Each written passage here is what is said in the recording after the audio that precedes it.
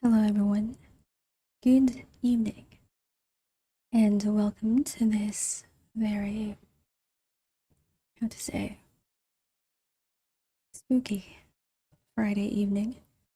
As you can probably already tell from my voice, tonight we'll be exploring not the world of horror games, but rather we'll be exploring the world of horror stories with your vampire oneesama. So, good evening to all of you, and thank you for patiently waiting for for me to arrive. Now, as you can tell from my voice, I have opted to keep things, well, it is ASMR after all, despite the fact that it is a horror story, but it's still ASMR. So, before we start the story, if you are the kind who is not very good with listening to scary or horror stories, then I would suggest that you can, I don't know, maybe lower the volume a little bit. But yes, because it is ASMR, I have also opted to remove the noise filter option on the audio, which means that everything, a lot of the noise coming in through the stream will be amplified because of the lack of the sound suppression. And this also means, because I am in a room where it is not yet sound treated, I have yet to sound treat this room, that means that you likely will be hearing a lot of our neighbors, or rather my neighbors, not your neighbors, but rather my neighbors. Because it is a Friday evening, so people are still around, are still awake, and you will most likely hear doors slamming, people talking maybe, or vehicles passing through. So that is just a word of warning. Hello, Cobra King, by the way. Welcome to the stream. You are finally here and you can now see the new outfit in action. Hello, Jen. Good evening to you as well. Lineage, good evening, good evening. Kangarum, hello, hello, good evening. Yes, claws are, well, they are meant to make sure that you don't run away if you're scared. Hello, Joms. Happy birthday to you as well. So again, this evening we will not be, or rather, I will not be the chaotic and goofy Sister Midnight. I am your vampire oneesama, and we will be reading a horror novel that hopefully doesn't make you too scared. The story being that of the Amityville horror. Since I think out of all the stories that I've written, or not written but read rather, the I am very fond of reading, so out of all the horror stories that I have read, this one seems to be one that, well, made me a little bit uneasy, mostly because of the fact that, well, I'm alone in the house. And this particular story deals with a lot of phenomena that occurs inside the house in Amityville. But let's not waste any more time. It is already 8:23 p.m., so it's already 23 minutes past 8 p.m. So I would like for us to start already so that we can cover as much of the story as possible. So, again, I do apologize in advance if you can hear some background noises like dogs barking as well. By the way, is my mic volume okay? And is the horror story, or rather the background music, not interfering by the voice? Because these two will be going together. They will be recorded together. So kindly tell me if the if the sound is alright before we start. I would like some confirmation, please. Is the volume okay? Is the background music volume okay? And is my voice okay? Can you hear me properly? Alright, that is good to know. Now, if you would like to experience the full experience of an ASMR story reading, I would suggest using a headphone, perhaps, to make the experience a little bit more immersive. Yes. All right. So let us begin. The title of the story is called The Amityville Horror by Jason, or rather by Jay Hansen. Let's begin with a prologue. Let me adjust my mic a little bit. On February 5, 1976, the 10 o'clock news on New York's Channel 5 announced it was doing a series on people who claimed to have extrasensory powers. The program cut to reporter Steve Bauman investigating an allegedly haunted house in Amityville, Long Island. Bauman said that on November 13, 1974, a large colonial house at 112 Ocean Avenue had been the scene of a mass murder. 24-year-old Ronald DeFeo had taken a high-powered rifle and methodically shot to death his parents, 2 brothers, and 2 sisters. DeFeo had subsequently been sentenced to life imprisonment. Hello, Zara. Good evening. We're currently reading some horror stories. 2 months ago, the report continued, the house was sold for $80,000 to a couple named George and Kathleen Lutz. The Lutzes had been aware of the killings, but not being superstitious, had felt the house would be perfect for themselves and their 3 children. They moved in on December 23. Shortly thereafter, Bauman said, they had become aware that the place was inhabited by some psychic force and that they feared for their lives.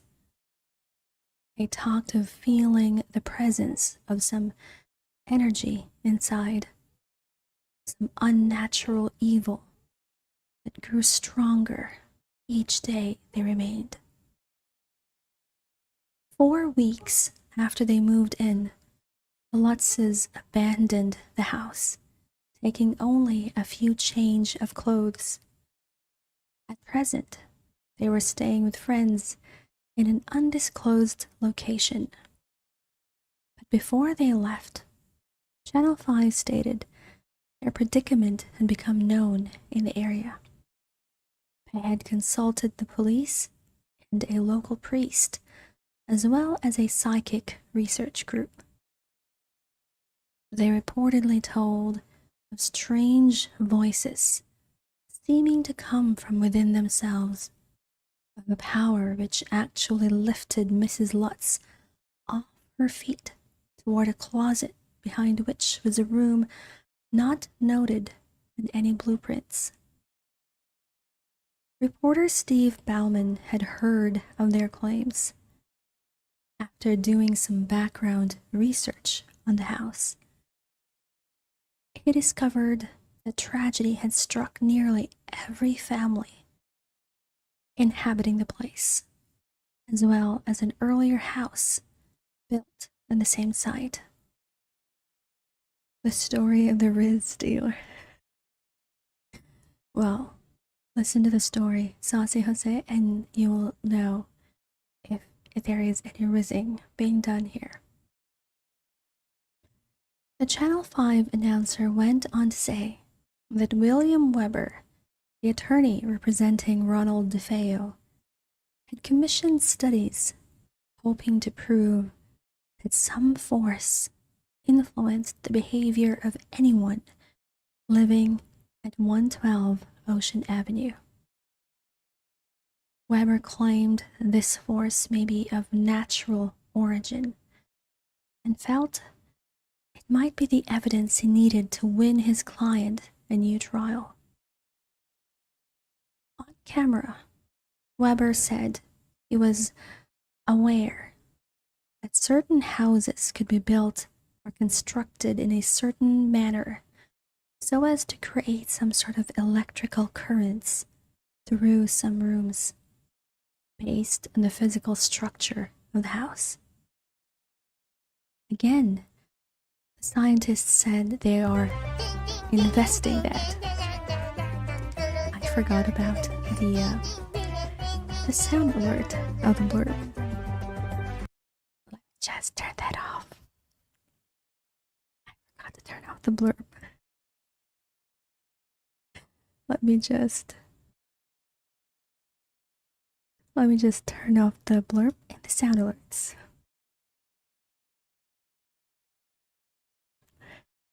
Hello, Inspector. Welcome to the stream.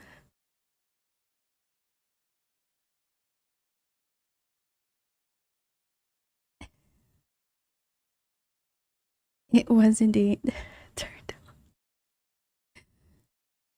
The report concluded by saying that the Catholic Church was also involved. Channel 5 states that 2 emissaries from the Vatican had arrived in Amityville in December, and we were reported to have told the Lutzes to leave their home immediately. Now, the Church's Council of Miracles is studying the case, and its report is that indeed 112 Ocean Avenue is possessed of some spirits beyond current human knowledge. 2 weeks after the telecast, George and Kathy Lutz held a press conference in attorney William Weber's office. The DeFeo lawyer had met the couple 3 weeks before through mutual friends.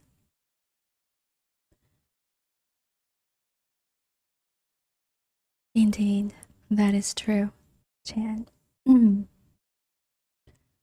George Lutz stated to reporters that he would not spend another night in the house, but he was not planning to sell 112 Ocean Avenue just then. He was also awaiting the results of some scientific tests to be conducted by parapsychologists and other sensitive professional researchers of occult phenomena. At that time, the Lutzes cut off all communication with the media, feeling that too much was being overstated and exaggerated. It is only now that their whole story is being told. Chapter 1. December 18, 1975. George and Kathy Lutz moved into 112 Ocean Avenue on December 18. 28 days later, they fled in terror.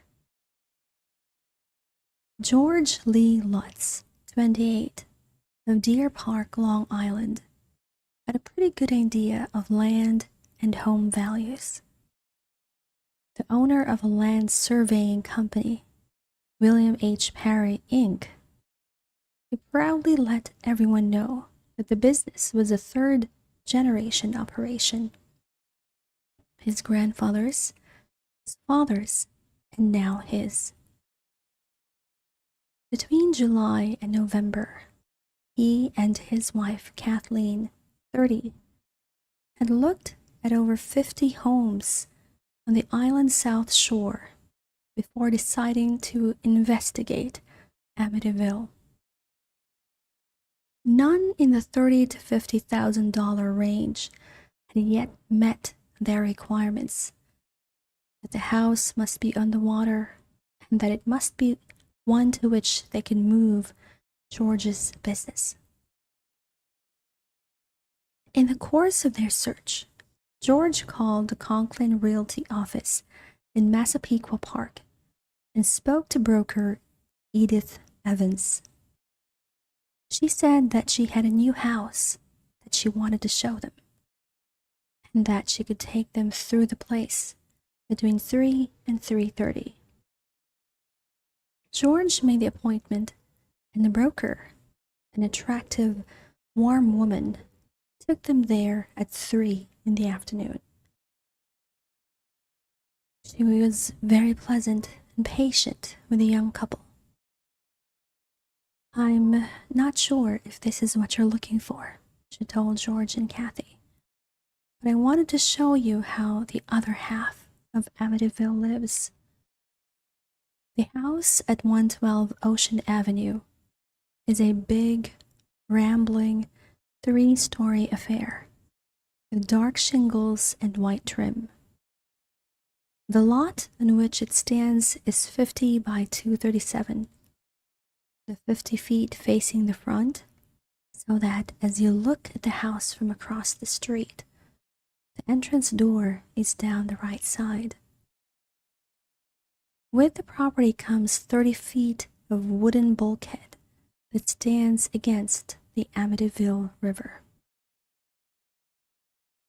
On a lamp post at the end of the paved driveway is a small sign bearing the name given the house by a previous owner. It reads, "High Hopes." An enclosed porch with a wet bar looks out at a preferred older residential community of other big homes. Evergreens grow around the narrow grounds, partly blocking off the neighbors on either side. But their drawn shades can be seen easily enough. When he looked around, George thought that was peculiar. He noticed the neighbors' shades were all drawn on the sides that faced his house, but not in front or in the direction of the houses on the other side. The house had been in the market for almost a year. It was not in the paper, but was fully described in Edith Evans' agency listing. Exclusive Amityville area, 6-bedroom Dutch colonial, spacious living room, formal dining room, enclosed porch, 3.5 baths, finished basement, 2-car garage, heated swimming pool, and large boathouse. Asking $80,000. $80,000. For a house described like that in the listing, it would have to be falling apart, or the typist could have left out a 1 before the 8. One might think she'd want to show a suspect bargain after dark, and from the outside only. But she was glad to show them inside. The Lutz's examination was pleasant, swift but thorough. Not only did it meet with their exact requirements and desires. But contrary to their anticipations, the house and other buildings in the property were in fine condition. Without hesitation, the broker then told the couple it was the DeFeo house. Everyone in the country, it seems, had heard about that tragedy.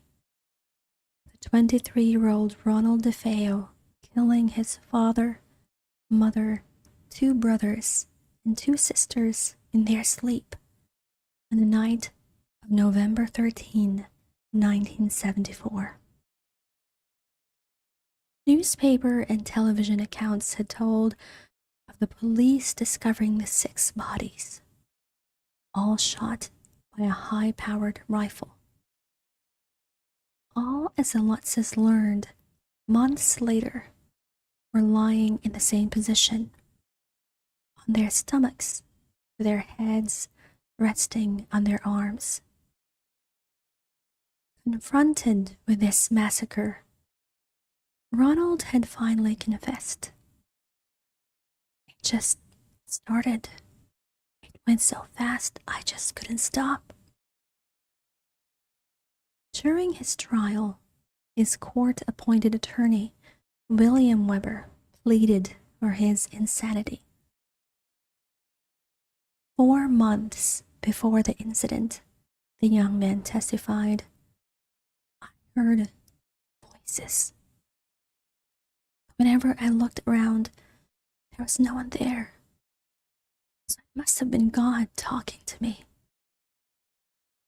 Ronald DeFeo was convicted of murder and sentenced to 6 consecutive life terms. I wonder if I should have told you which house this was before or after you saw it, the broker mused. I'd like to know for my future reference with clients looking for a house in the $90,000 range.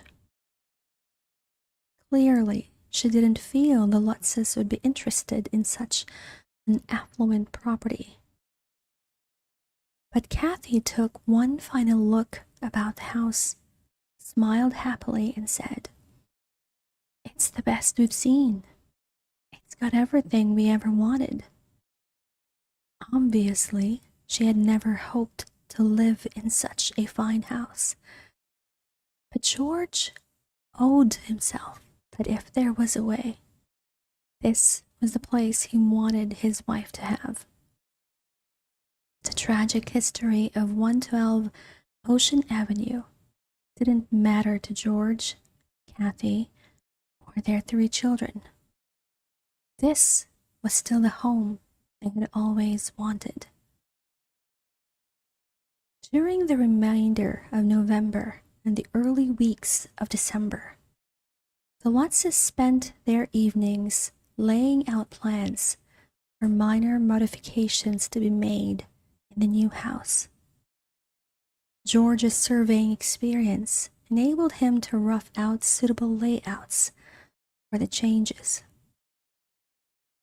He and Kathy decided one of the bedrooms on the 3rd floor would be for their 2 boys, Christopher, aged 7, and Daniel, 9. The other upstairs bedroom they gave to their children as a playroom. Melissa, Missy, the 5-year-old girl, would sleep on the 2nd floor, across the hall from the master bedroom. There would also be a sewing room and a big dressing room for George and Kathy on the same floor.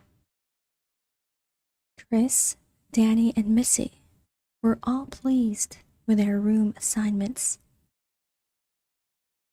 Downstairs, on the main floor, the Lutzes had a slight problem.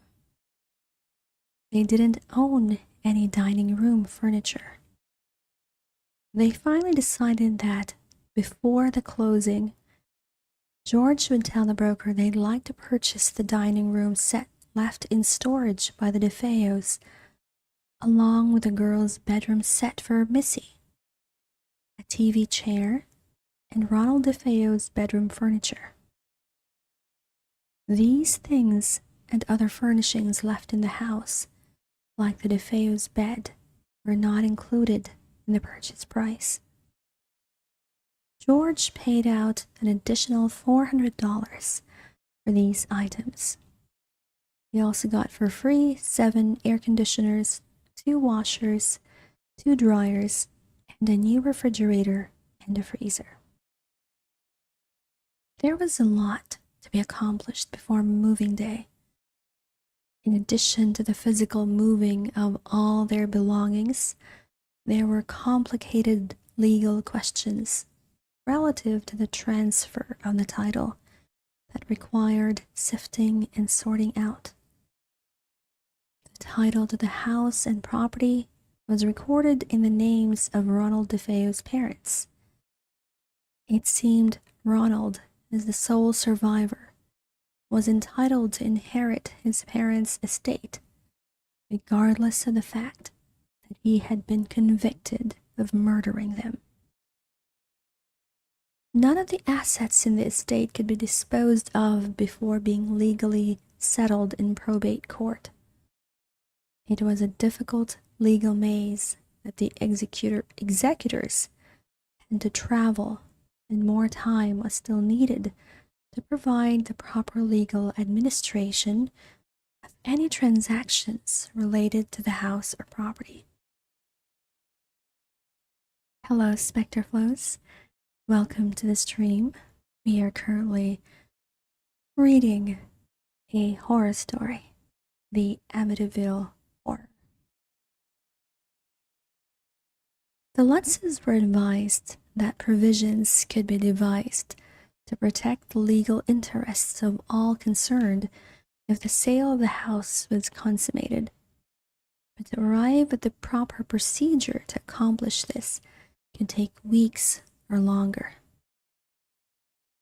Eventually, it was resolved that for the closing, $40,000 was to be put in escrow for the mortgage until the legal deed could be completed and executed. The closing date was set for the morning George and Kathy planned to move from Deer Park. They had arranged to close on the sale of their old house the day before. Confident that everything can be worked out, and probably influenced by their anxiety to get settled in their new home, the couple decided to try and get everything done on the same day. Packing was to be mainly Kathy's job. To keep the children out of her hair and away from George, she assigned them minor projects. They would gather their own toys and arrange their clothes for packing. When the chores were completed, they were to start cleaning their rooms to make their old house presentable for the scrutiny of new owners. George planned to close his office in Syosset and move it into the new house to save on the rent money. He had included this item in his original estimate of how he and Kathy could afford an $80,000 house. Now, he figured that the basement, a well-finished layout, might be the best place. Moving his equipment and furnishings would be time-consuming enough. And if the basement was to be the location of the new office, some carpentry would be needed. The 45 by 22-foot boathouse out behind the house and garage was not there just to be ostentatious and an unused decoration for the Lutzes. George owned a 25-foot cabin cruiser and a 15-foot speedboat. The facilities at his new house would again save him a lot of money he normally had been paying to a marina. The task of getting his vessels to Amityville with a trailer became an obsession with him, despite the priorities that he and Kathy were constantly discovering. There was work to be done at 112 Ocean Avenue, both inside and outside. Although he wasn't sure where the time was going to come from, George planned to attend to some of the landscaping in the garden to prevent frost damage. Maybe put framed burlap around the shrubs, put in bulbs, and after that spread some lime on the lawn. Handy with his tools and equipment, George made good progress in many interior projects.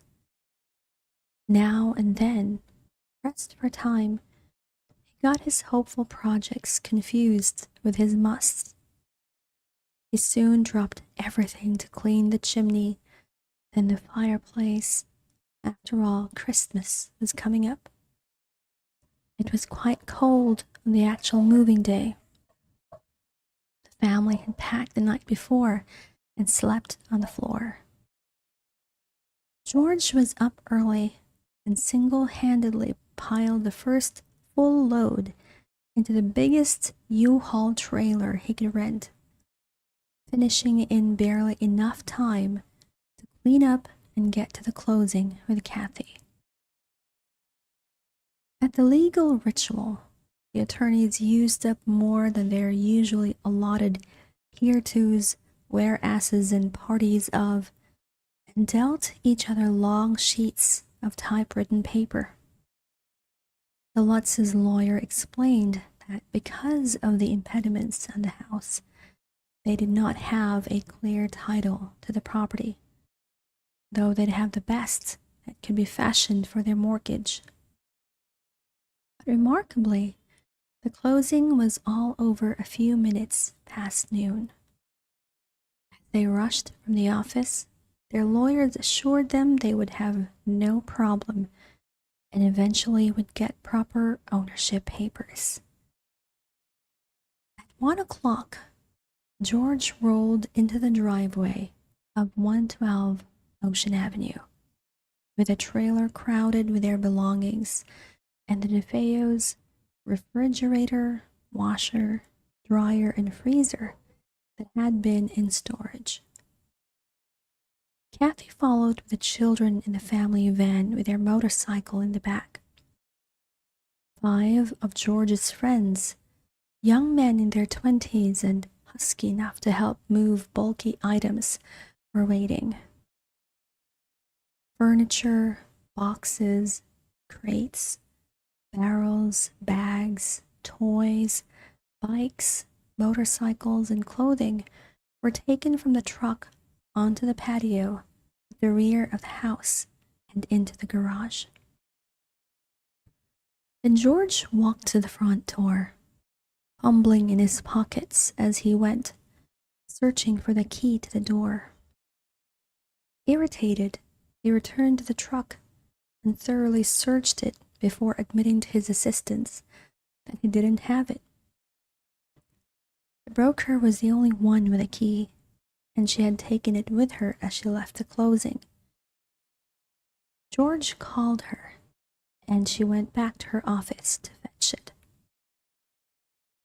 When the side door was finally open, the 3 children leaped from the van, made right for their respective toys, and began a parade of unprofessional movers in and out of the house.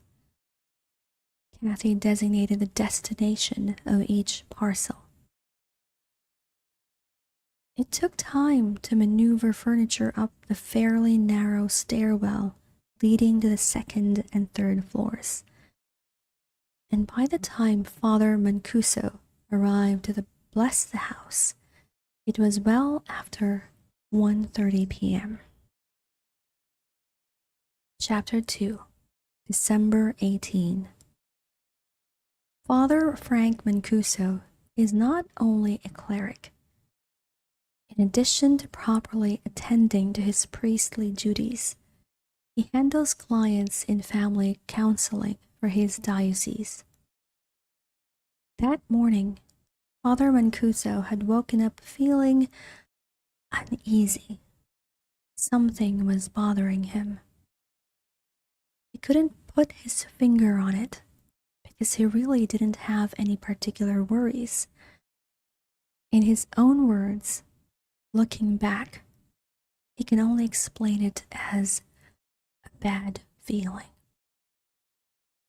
All that morning, the priest moved around his apartment in the Long Island rectory in a daze. Today's Thursday, he thought to himself. I've got a lunch date in Lindenhurst, and I must go and bless the Lutz's new home and be at my mother's for dinner. Father Mancuso had met George Lee Lutz 2 years earlier. Even though George was a Methodist, he had helped Kathy and George in the days before they were married. The 3 children were Kathy's from a previous marriage, and as a priest to Catholic children, Father Mancuso felt a personal need to look after their interests. The young couple had often asked the friendly cleric with a neatly trimmed beard to come for lunch or dinner at their home in Deer Park. Somehow, that anticipated meeting had never come off. Now, George had a very special reason to invite him anew. Would he come to Amityville to bless their new house? Father Mancuso said he'd be there on December 18. On the same day he agreed to come to George's house, he also made a date to lunch with 4 old friends in Lindenhurst, Long Island. His very first parish had been there. Now he was very well regarded in the diocese, with his own quarters at the rectory in Long Island. Understandably, he was always busy and held to a hectic schedule, so he could not be blamed for trying to kill 2 birds with 1 stone, since Lindenhurst and Amityville were but a few miles apart. The cleric could not shake the bad feeling that persisted even through the pleasant luncheon with his 4 old acquaintances. However, he kept stalling his leaving for Amityville, pushing ahead the time to go. His friends asked him where he was off to. To Amityville. Where in Amityville? It's a young couple in their 30s with 3 children. They live on, Father Mancuso referred to a slip of paper, 112 Ocean Avenue. That's the DeFeo house, one of his friends said. No, their name is Lutz, George and Kathleen Lutz. Don't you remember the DeFeos, Frank? Asked one of the men at the table. Last year, a son killed his whole family, his father, mother, and 4 brothers and sisters. Terrible, terrible thing. It was a big story in all the papers. The priest tried to think back. He seldom read the news when he picked up a paper, only looking for items of special interests. No, I really don't seem to recall it. Of the 4 men at the table, there were priests. 3 were priests, and they somehow didn't like the idea. The consensus was that he shouldn't go. I must. I promised them I'd come. As Father Mancuso drove the few miles to Amityville, he felt apprehensive. It wasn't the fact that he would be visiting the DeFeo house. He was sure, but something else. Hello, Canolis. No bite redeems for now. I will have the bite redeems perhaps at the end. I will reactivate it. It was past 1:30 when he arrived.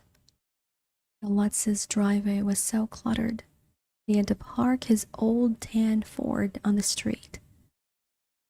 It was an enormous house, he noted. Good for Kathy and the children that her husband had been able to provide such a fine home. The priest removed his clerical articles from the car, put on his stole, took the holy water, and entered the house to begin his ritual of blessing. When he flicked the first holy water and uttered the words that accompanied the gesture, Father Mancuso heard a masculine voice say with terrible clarity, "Get out." He looked up in shock and whirled about. Hello, Hellraiser. Thank you so much for the follow and welcome to the stream. We are currently reading chapter 2 of the story The Amityville Horror. His eyes widened in astonishment. The command had come from directly behind him, but he was alone in the room. Who or whatever had spoken was nowhere to be seen.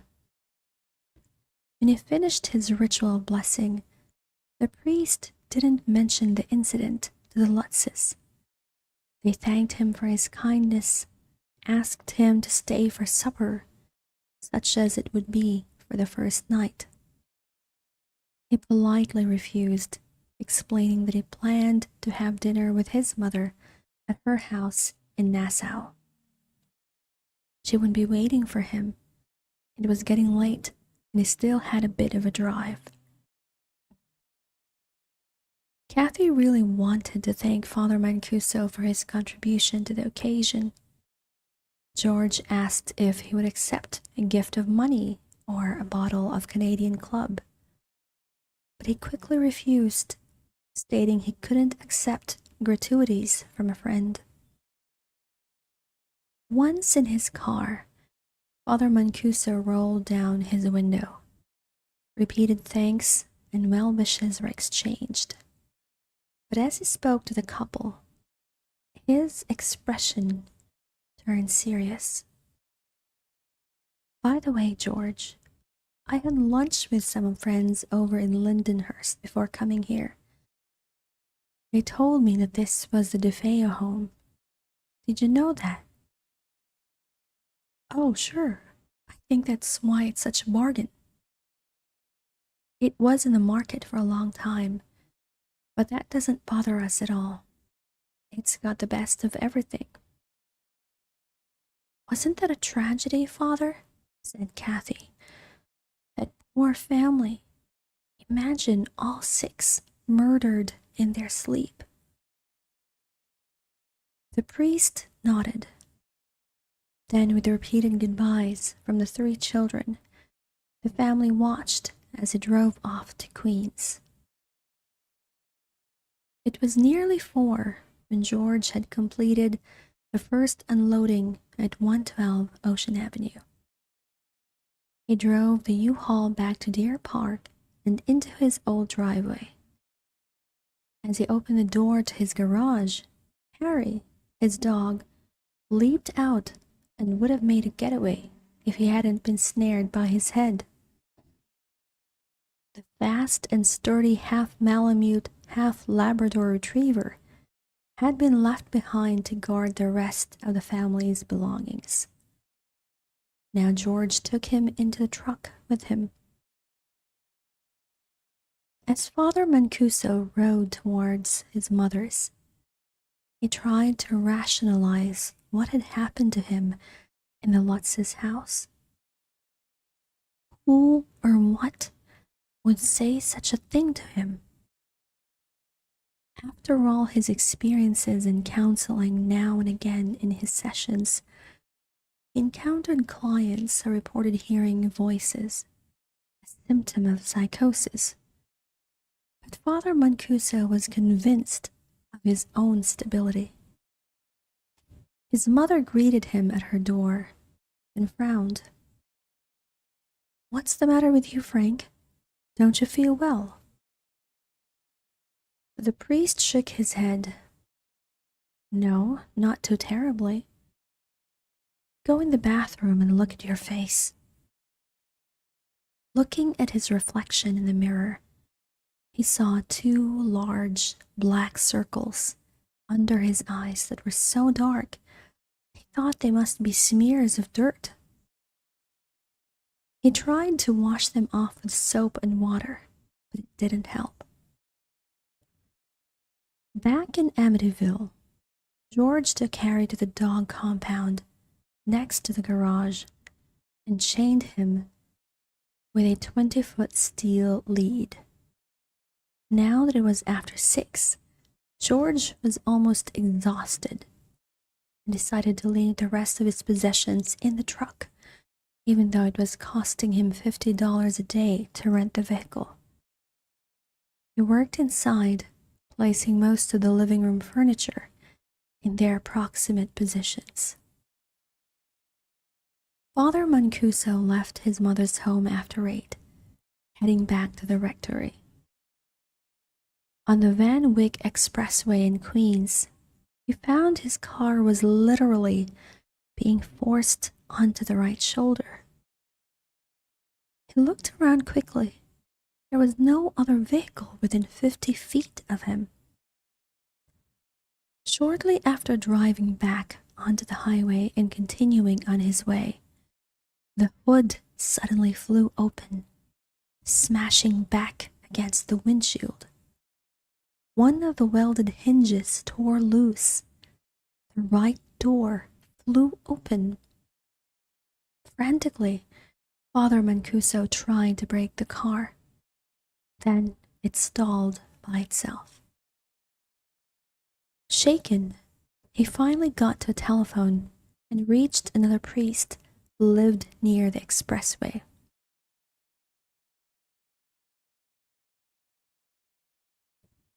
Ah, I see.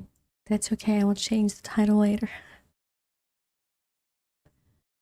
Fortunately, the other cleric was able to drive Father Mancuso to a garage where he hired a tow truck to bring in the disabled car. Back in the expressway, the mechanic could not get the Ford to start. Father Mancuso decided to leave the vehicle at the garage and have his friend drive him on to the Sacred Heart Rectory. Coming to almost the very end of his strength, George decided to complete the day's labor with something more pleasurable for himself. He'd rig his stereo up with the hi-fi equipment that the DeFeos had built into the living room, and he and Kathy would have music to add to the joy of their first night in their new home. Hello, Nat. Thank you so much for the hug. He had barely begun the job when Harry began an awful howling outside. Danny came rushing into the house, yelling that Harry was in trouble. George ran out to the back fence to find the poor animal strangling. He had tried to jump over the fence and was now choking on his chain, which had looped across the top bar. George freed Harry, shortened the lead so the dog couldn't try that again, and returned to installing the stereo. Okay, so before we continue, just an announcement to everyone that an ad will begin in 6 minutes. So I will continue the story for a little bit more, and then once the ad break starts, I will take a quick hydration break, and then we will continue once the ad break ends. All right? An hour after he was back in his quarters, Father Mancuso's telephone rang. It was the priest who had helped him out earlier. Do you know what happened to me after I dropped you off? Father Mancuso was almost afraid to ask. The windshield wipers, they began to fly back and forth like crazy. I couldn't stop them. I never turned them on, Frank. What the hell is going on? By 11 o'clock that night, the Lutzes were ready to settle down for their first night in their new home. It had gotten colder outside, down to almost 6 degrees above zero. George burned some now empty cardboard cartons in the fireplace, making a merry blaze. It was the 18th of December, 1975, the first of their 28 days. Chapter 3, December 19 to 21. George sat up in bed, wide awake. He had heard a knock on his front door. He looked around in the darkness. For a moment, he didn't know where he was, but then it came to him. He was in the master bedroom of his new home. Kathy was there beside him, hunched down under the warm covers. The knock came again. Jesus, who's that? He muttered. George reached for his wristwatch on the night table. It was 3:15 in the morning. Again, a loud rapping. Only this time, it didn't sound as if it was coming from downstairs, more from somewhere off to his left. George got out of bed, padded across the cold, uncarpeted floor of the hallway, and into the sewing room that faced the Amityville River in the back. He looked out the window into the darkness. He heard another knock. George strained his eyes to see. Where the hell's Harry? From somewhere over his head came a sharp crack. Instinctively he ducked, then looked up at the ceiling. He heard a low squeak. The boys, Danny and Chris, were on the floor above him. One of them must have pushed a toy off his bed in his sleep. Barefooted and wearing only his pajama pants, George was shivering now. He looked back out the window. There, something was moving, down by the boathouse. He quickly lifted the window. The freezing air hit him full blast. Hey, who's out there? Then Harry barked and moved. George, his eyes adjusting to the darkness, saw the dog spring to his feet. The shadow was close to Harry. Harry, go get him! Another rap sounded from the direction of the boathouse, and Harry spun around at the noise. He began running back and forth in his compound, barking furiously now, the lead holding him back. George slammed the window shut and ran back to his bedroom. Kathy had awoken. What's the matter? She turned on the lamp on her night table as George fumbled into his pants. George? Kathy saw his bearded face look up. It's all right, honey. I just wanted to take a look around out back. Harry's onto something near the boathouse. Probably a cat. I'd better quiet him down before he wakes the whole neighborhood. He slid into his loafers and was heading for his old navy blue marine parka lying in a chair. I'll be right up. Go back to sleep. Kate turned off the light. Okay, put your jacket on. The next morning, she wouldn't remember having awakened at all. Alright, so the ad is about to begin in around 30 seconds or so. At least that is what my notification is telling me. So the reason why I have these ads, by the way, is so that there won't be any more ads coming in. And it will also give a chance for all of us, basically, to take a rest and take a quick break. Alright, so I will be right back since the ad will begin in about 5 seconds. Alright, I'll be right back.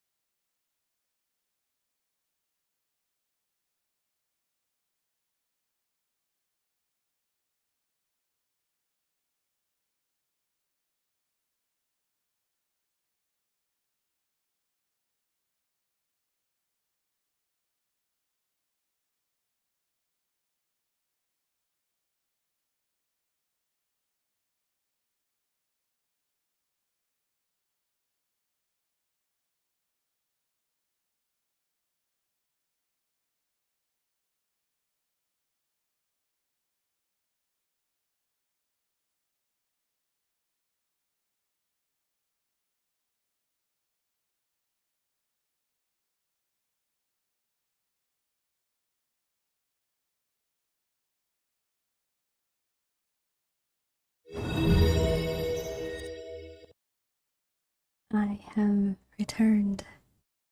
I hope everyone's still doing okay with listening.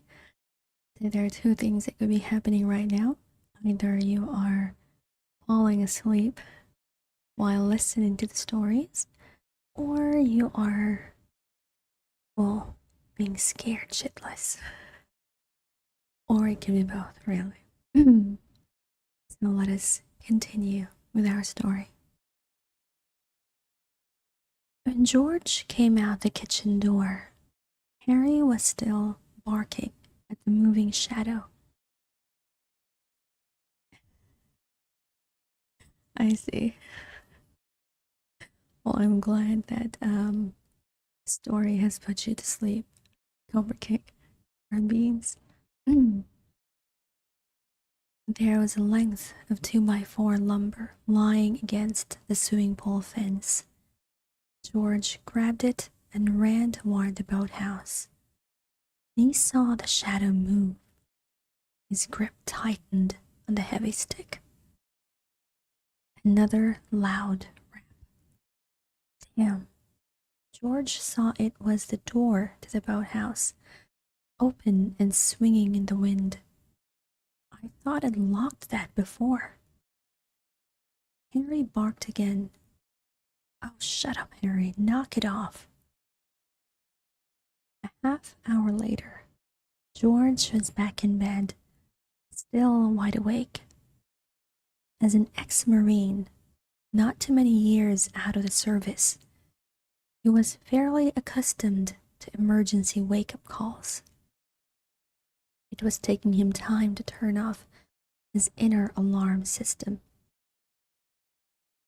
Waiting for sleep to return, he considered what he had gotten himself into. A second marriage with 3 children, a new house with a big mortgage. The taxes in Amityville were 3 times higher than in Deer Park. Did he really need that new speedboat? How the hell was he going to pay for all this? The construction business was lousy on Long Island because of the tight mortgage money. And it didn't look like it would get better until the banks loosened up. If they aren't building houses and buying property, who the hell needs a land surveyor? Kathy shifted in her sleep so that her arm fell across George's neck. Her face burrowed deep into his chest. He sniffed her hair. She certainly smelled clean, thought. He liked that, and she kept her children the same way, spotless. Her kids, George's now. Whatever the trouble, she and the children were worth it. George looked up at the ceiling. Danny was a good boy, into everything. He could handle almost anything you gave him to do. They were getting closer now. Danny was now beginning to call his stepfather Dad, no more George. In a way, he was glad he never got to meet Kathy's ex-husband. This way, he felt Danny was all his. Kathy said that Chris looked just like his father, had the same ways about him, the same dark hair and curly eyes. George would reprimand a boy for something, and Chris's face would fall, and he'd look up at him with those soulful eyes. The kid sure knew how to use them. He liked the way both boys looked after little Missy. She was a little terror, smart for a 5-year-old. He never had any trouble with her from the first day he met Kathy. She was Daddy's girl, all right. Listens to Kathy and me. In fact, they all do. They're 3 nice kids I've got. It was after 6 before George finally fell into a deep sleep. Kathy woke up a few moments later. She looked around the strange room, trying to put her thoughts together. She was in the bedroom of her beautiful new home. Her husband was next to her and her 3 children were in their own bedrooms. Wasn't that marvelous? God had been good to them.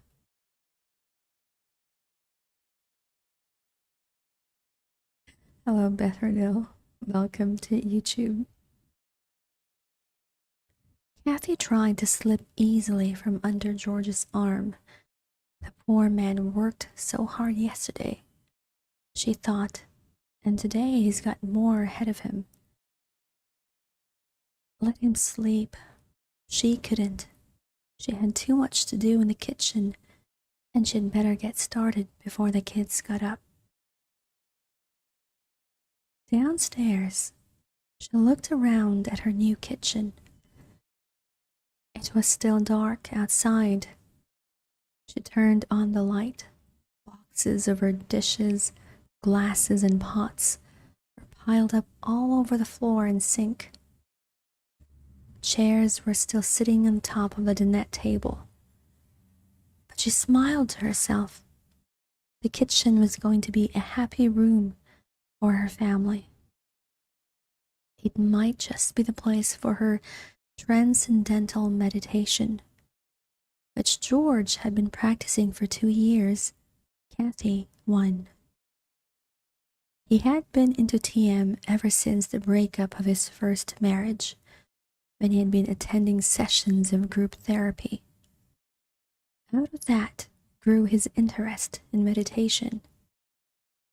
He had introduced Kathy to the subject, but now, with all the work of moving in, he had completely ignored his established pattern of going off by himself into a room and meditating for a few minutes each day.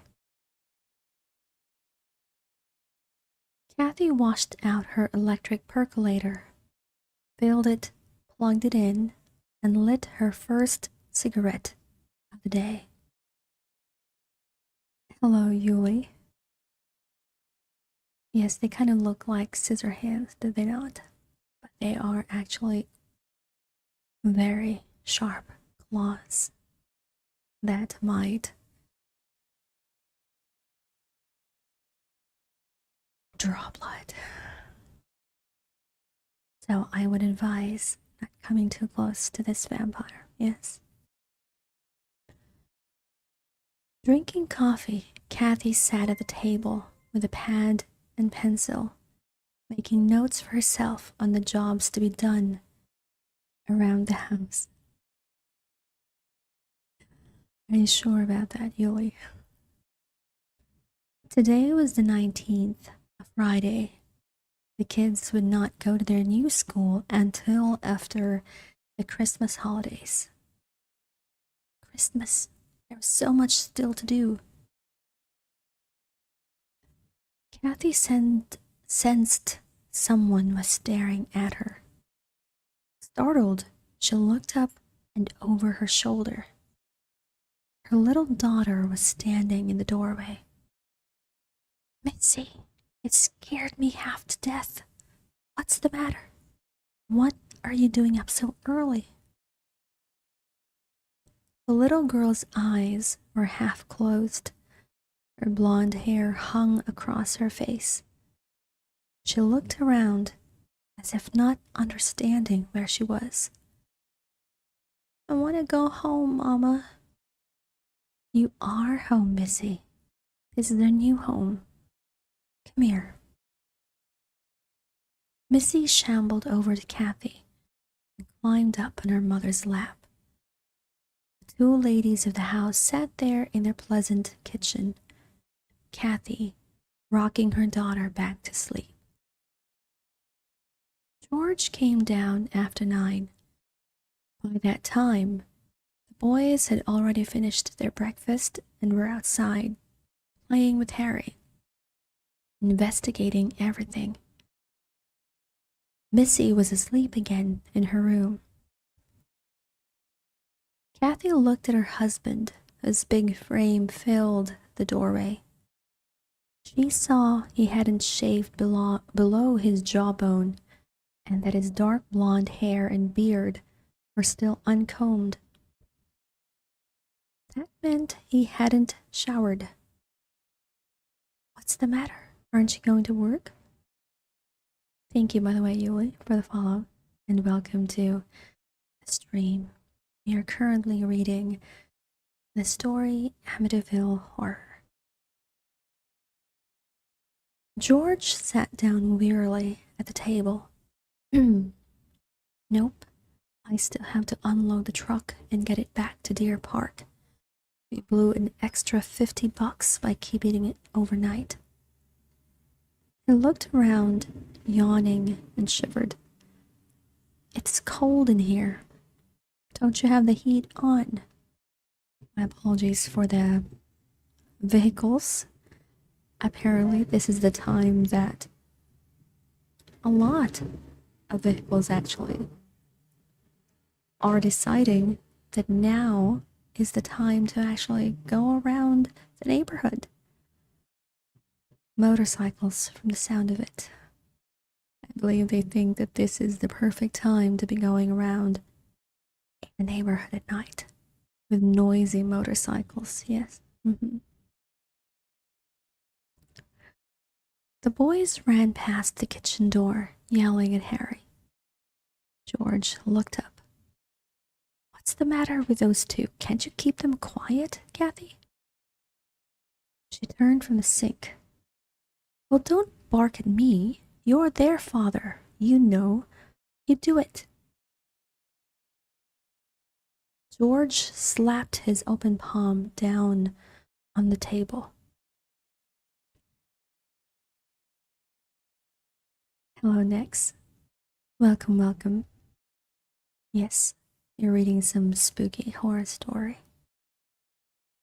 George opened the kitchen door and leaned out. Danny, Chris, and Harry, whooping it up, ran by again. Okay, the three of you, knock it off. Without waiting for their reaction, he slammed the door and stormed out of the kitchen. Kathy was speechless. This was the first time he had really lost his temper with the children, and for so little. He hadn't been in a bad mood the day before.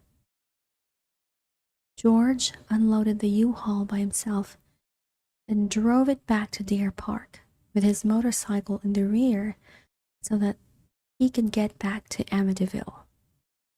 He never did shave or shower and did nothing the rest of the day but gripe about the lack of heat in the house and the noise the children were making in their playroom on the 3rd floor. He had been a bear all day, and by 11 o'clock that night, when it was time to go to bed, Kathy was ready to crown him. She was exhausted from putting things away and trying to keep the kids away from George. She'd start cleaning the bathrooms in the morning, she figured. That was it for tonight. She was going to bed. Hello, Akami. Walk-ons for tonight for this particular stream has been temporarily disabled due to the fact that it is an ASMR, so to try and not distract from the reading going on, we're temporarily disabling that. I will approve your walk-on alert after the stream. George stayed down in the living room, feeding log after log into the roaring fireplace. Even though the thermostat read 75 degrees, it couldn't seem to get warm. He must have checked the oil burner in the basement a dozen times during the day and evening. At 12, George finally dragged himself up to the bedroom and fell asleep immediately. At 3:15 in the morning, he was wide awake again, sitting up in bed. There was something on his mind. The boathouse? Did he lock the door? He couldn't remember. He had to go out and check. It was closed and locked up. Over the next 2 days, the Lutz family began to go through a collective personality change. As George said, it was not a big thing, just little bits and pieces here and there. He didn't shave or shower, something he did religiously. Normally, George devoted as much time to his business as he could. 2 years before, he had had a second office in Shirley to handle contractors further out on the South Shore. But now he simply called Syosset and gave gruff orders to his men, demanding they finish some surveying jobs over the weekend because he needed the money. As for arranging to move his office to his new basement setup, he never gave it another thought. Instead, George constantly complained the house was like a refrigerator and he had to warm it up, stuffing more and more logs in the fireplace. Occupied almost his every moment, except for the times he would go out to the boathouse, stare into space, and go back to the house. Even now, he can't say what he was looking for when he went there. He just knew that somehow he was drawn to the place. It was practically a compulsion. The third night in the house, he again woke at 3:15 a.m., worried about what might be going on out there. The children bothered him too. Ever since the move, they seemed to have become brats, misbehaved monsters who wouldn't listen, unruly children who must be severely punished. When it came to the children, Kathy fell into the same mood.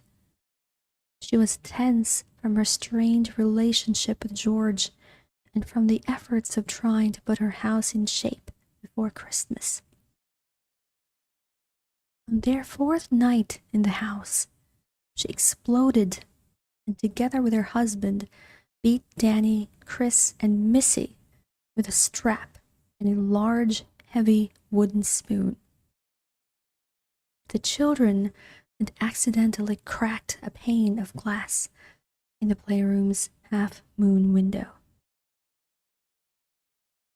Chapter 4, December 22. Early Monday morning. It was bitter cold in Amityville. The town is right on the Atlantic side of Long Island, and the sea wind blew in like a nor'easter. The thermometer hovered at 8 degrees and media weathermen were forecasting a white Christmas.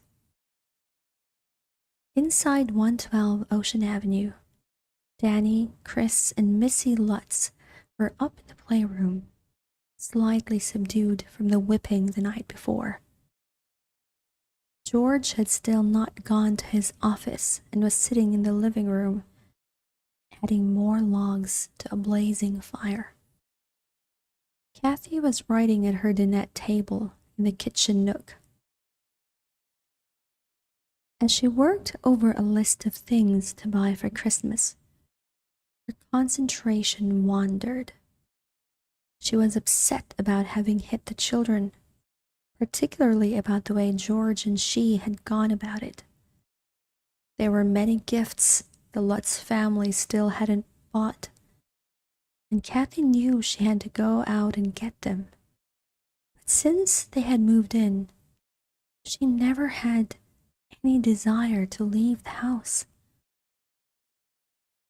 She had just written down her Aunt Teresa's name when Kathy froze, pencil in midair. Something had come up from behind and embraced her.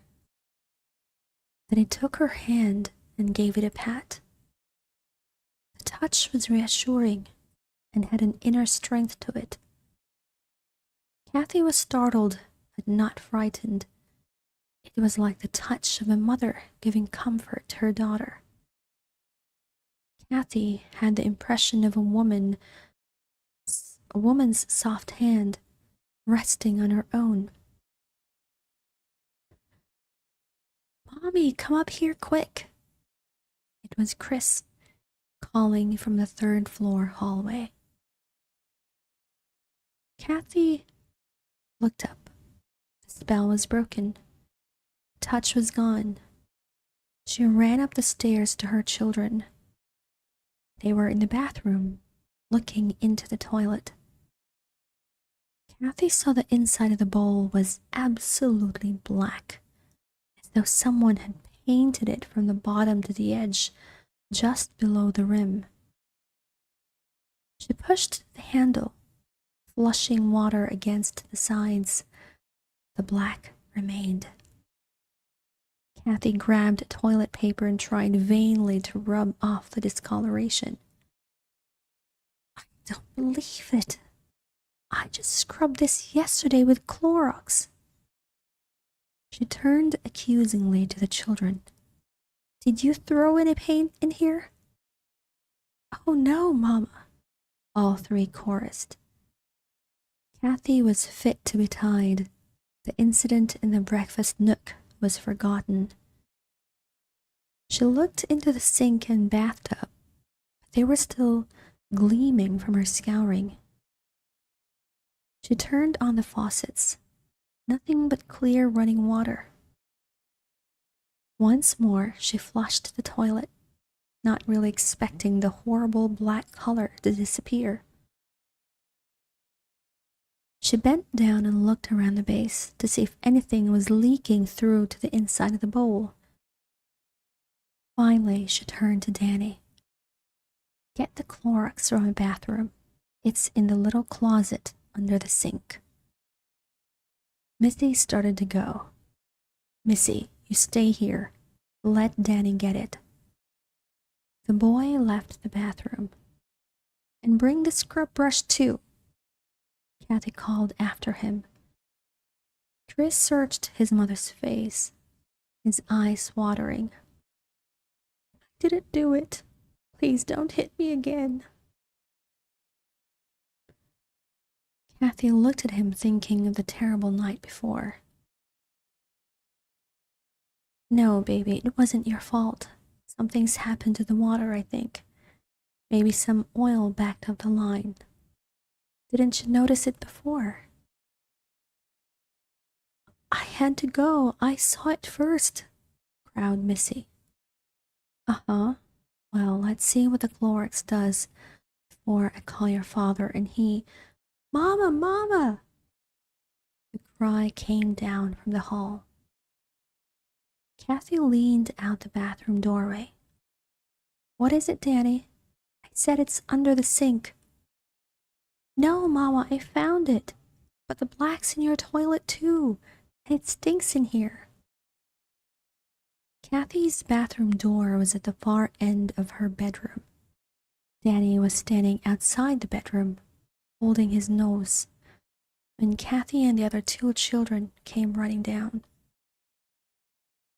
As soon as Kathy stepped into the bedroom, the odor bit her a sweetish perfume smell.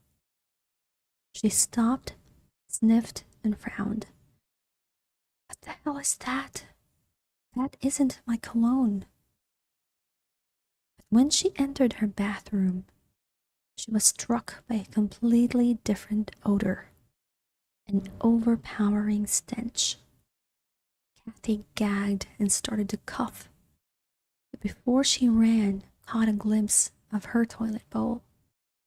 It was totally black inside. The children scrambled out of her way as she headed down the stairs. "George, what do you want? I'm busy." Kathy burst into the living room and ran over to where George was crouched by the fireplace. "You'd better come and look. There's something in our bathroom that smells like a dead rat. The toilet's all black. She grabbed his hand and tugged him out of the room. The other bathroom toilet bowl on the second floor was also black inside, as George discovered. But it had no smell. He sniffed the perfume in his room. What the hell's that? He began to open the windows on the second floor. First, let's get this smell out of here. He lifted the windows in his and Kathy's bedroom and ran across the hall to the other bedrooms. Then he heard Kathy's voice. George, look at this. The fourth bedroom on the second floor, now Kathy's sewing room, has 2 windows. One, which looks out at the boathouse and the Amityville River, was the window George had opened the first night when he had awakened at 3:15. The other faces the neighboring house to the right of 112 Ocean Avenue. On this window, clinging to the inside of the panes, were literally hundreds of buzzing flies. Jesus, will you look at that? House flies now? Maybe they're attracted by the smell? Kathy volunteered. Yeah, but not at this time of year. Flies don't live that long, and not in this weather. And why are they only in this window? George looked around the room, trying to see where the insects had come from. There was a closet in one corner. He opened the door and peered in, looking for cracks, or anything that would make sense. If this closet wall was up against the bathroom, they might have lived in the warmth. But this wall's against the outside. George put his hand against the plaster. It's cold in here. I don't see any way they could have survived. After shooing his family out into the hall, George shut the door to the sewing room. He opened the other window overlooking the boathouse, then took some newspapers and chased out as many flies as he could. He killed those that remained, and he closed the window. By then, it was freezing on the second floor, but at least the sweet perfume odor was gone. The bathroom stench had also diminished. This didn't help George in his efforts to warm his house. Though no one else was complaining, he checked the oil heating system in the basement. It was working fine. By 4 o'clock in the afternoon, the thermostat just off the living room read 80 degrees. But George couldn't feel the heat. Kathy had scrubbed the toilet bowls again with Clorox, Fantastic, and Lysol. The cleaners helped somewhat, but a good deal of the black remained, stained deep into the porcelain. Worst of all was the toilet in the second bathroom next to the sewing room. The outdoor temperature had risen to 20 degrees, and the children were out of the house playing with Harry. Kathy warned them to keep away from the boathouse and bulkhead area, saying it was too dangerous for them to play there without someone to watch them. George had brought in some more logs from the cord stacked in the garage and was sitting in the kitchen with Kathy. They began to argue violently about who should go out to buy the Christmas gifts. Why can't you at least... Okay, I'm sorry about that. I'm sure you can hear that sound. So yeah, that is a typical sound that you hear that you cannot hear usually when I have noise suppression on. But because I turned it off, you can basically hear every sound coming from the outside. Why can't you at least pick up the perfume for your mother? Asked George. I've got to get this place in order, Kathy erupted. I don't see you doing anything but harping. After a few minutes, the squabble petered out. Kathy was about to mention the eerie thing that had happened to her in the nook that morning when the front doorbell rang. A man who looked to be anywhere from 35 to 45 because of his receding hairline was standing there with a hesitant smile on his face and a six-pack of beer in his hands. His features were coarse and his nose was red from the cold. Everybody wants to come over to welcome you to the neighborhood. You don't mind, do you? The fellow wore a three-quarter length wool car coat, corduroy pants, and construction boots. It struck George that he didn't look like a neighbor who would own one of the large homes in the area. Before they even moved to Amityville, George and Kathy had considered the idea of having an open house. But once in the new house, they had never brought up the subject again. George nodded to the one-man welcoming committee. No, we don't mind. If they don't mind sitting in cardboard boxes, bring them all. George took him into the kitchen and introduced Kathy. The man stood there and repeated his speech to Kathy. She nodded. He continued by telling the Lutzes that he kept his boat at another neighbor's boathouse, several doors down on Ocean Avenue. The man held on to the six-pack and finally said, I brought it, I'll take it with me, and left.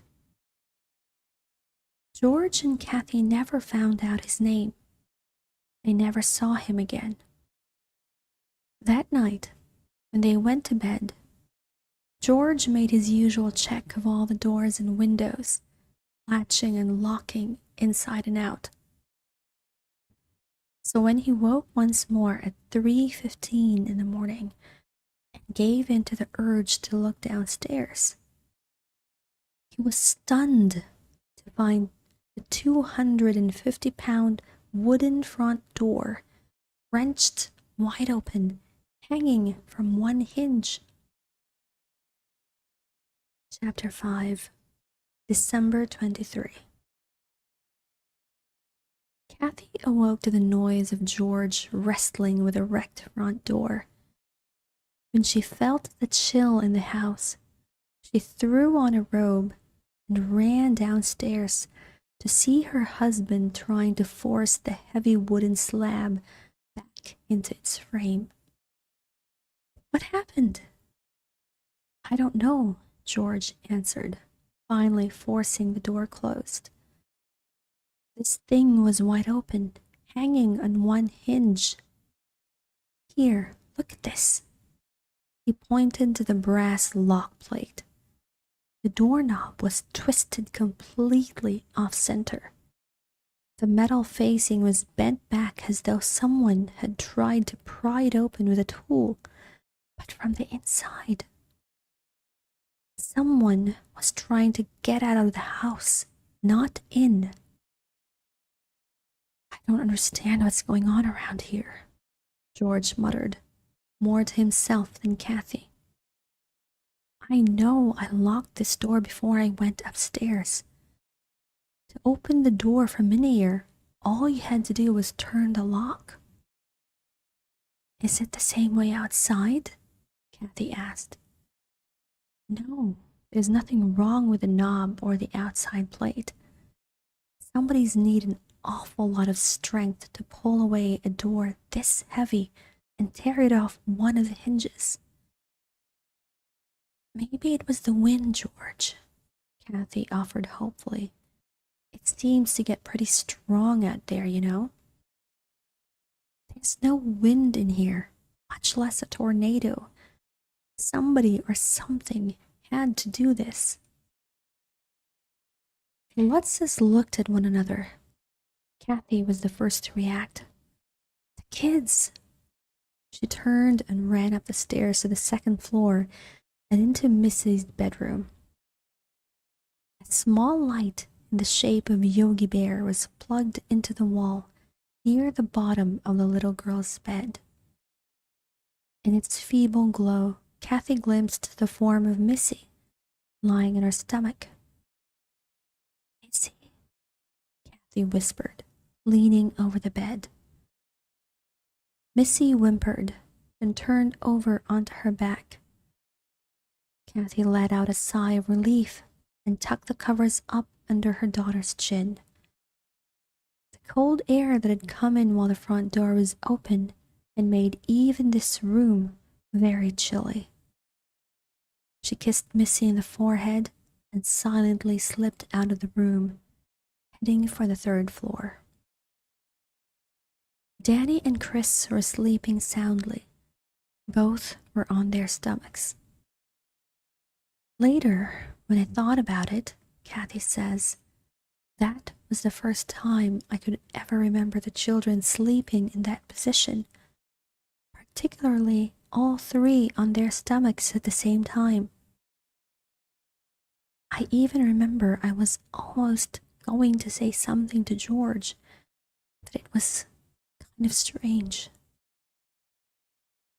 In the morning, the cold spell that gripped Amityville was still unbroken. It was cloudy, and the radio kept promising snow for Christmas. In the hallway of the Lutz home, the thermostat still read a steady 80 degrees. But George was back in the living room, stoking the fire to a roaring blaze.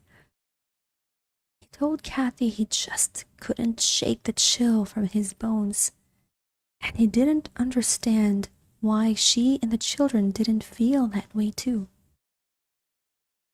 The job of replacing the doorknob and lock assembly on the front door was too complex for even a handy individual like George.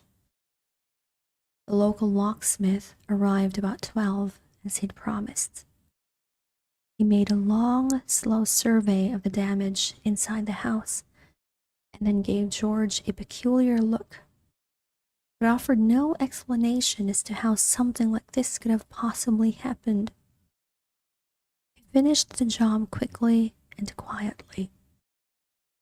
Upon leaving, his one comment was that the DeFeos had called him a couple of years before. They were having trouble with the lock in the boathouse door. He had been called to change the lock assembly because once the door was closed from the inside, it would somehow jam, and whoever was in the boathouse couldn't get out. George wanted to say more about the boathouse, but when Kathy looked at him, he held back. They didn't want the news spreading around Amityville that, again, there was something funny going on at 112 Ocean Avenue. By 2 in the afternoon, the weather had begun to warm. A slight drizzle was enough to keep the children in the house. George still hadn't gone to work and was in constant transit between the living room and the basement, adding logs and checking on the oil burner. Danny and Chris were up in their third-floor playroom, noisily banging their toys around. Kathy was back at her cleaning chores, putting shelf paper in the closets. She had worked her way almost to her own bedroom on the second floor when she looked in Missy's room. The little girl was sitting in her diminutive rocking chair, humming to herself as she stared out the window that looked toward the boathouse. Kathy was about to speak to her daughter when the phone rang. she picked up the extension in her own bedroom. It was her mother, saying that she would be over the next day, Christmas Eve, and that Kathy's brother Jimmy would bring them a Christmas tree as a housewarming gift. Kathy said how relieved she was that at least the tree would be taken care of, since she and George had been unable to rouse themselves to do any shopping at all. Then, out of the corner of her eye, Kathy saw Missy leave her room and enter the sewing room. Kathy was only half listening to what her mother was saying. What could Missy possibly want in there, where all the flies had been the day before? She could hear her 5-year-old daughter humming, moving about some still unopened cardboard boxes. Kathy was about to cut her mother short when she saw Missy come back out of the sewing room. When the child stepped into the hallway and returned to her own bedroom, she stopped her humming. Puzzled by her daughter's behavior, Kathy wound up her conversation with her mother, began thanking her for the tree. She hung up, walked silently toward Miss's room, and stood in the doorway. Missy was back in her rocking chair, staring out the same window and humming again, a tune that didn't sound quite familiar. Kathy was about to speak when Missy stopped humming, and without turning her head said, "Mama, do angels talk?" Kathy stared at her daughter. The little girl had known she was there. But before Kathy could step into the room, she was startled by a loud crash from overhead. The boys were upstairs. Fearful, she raced up the steps to the playroom.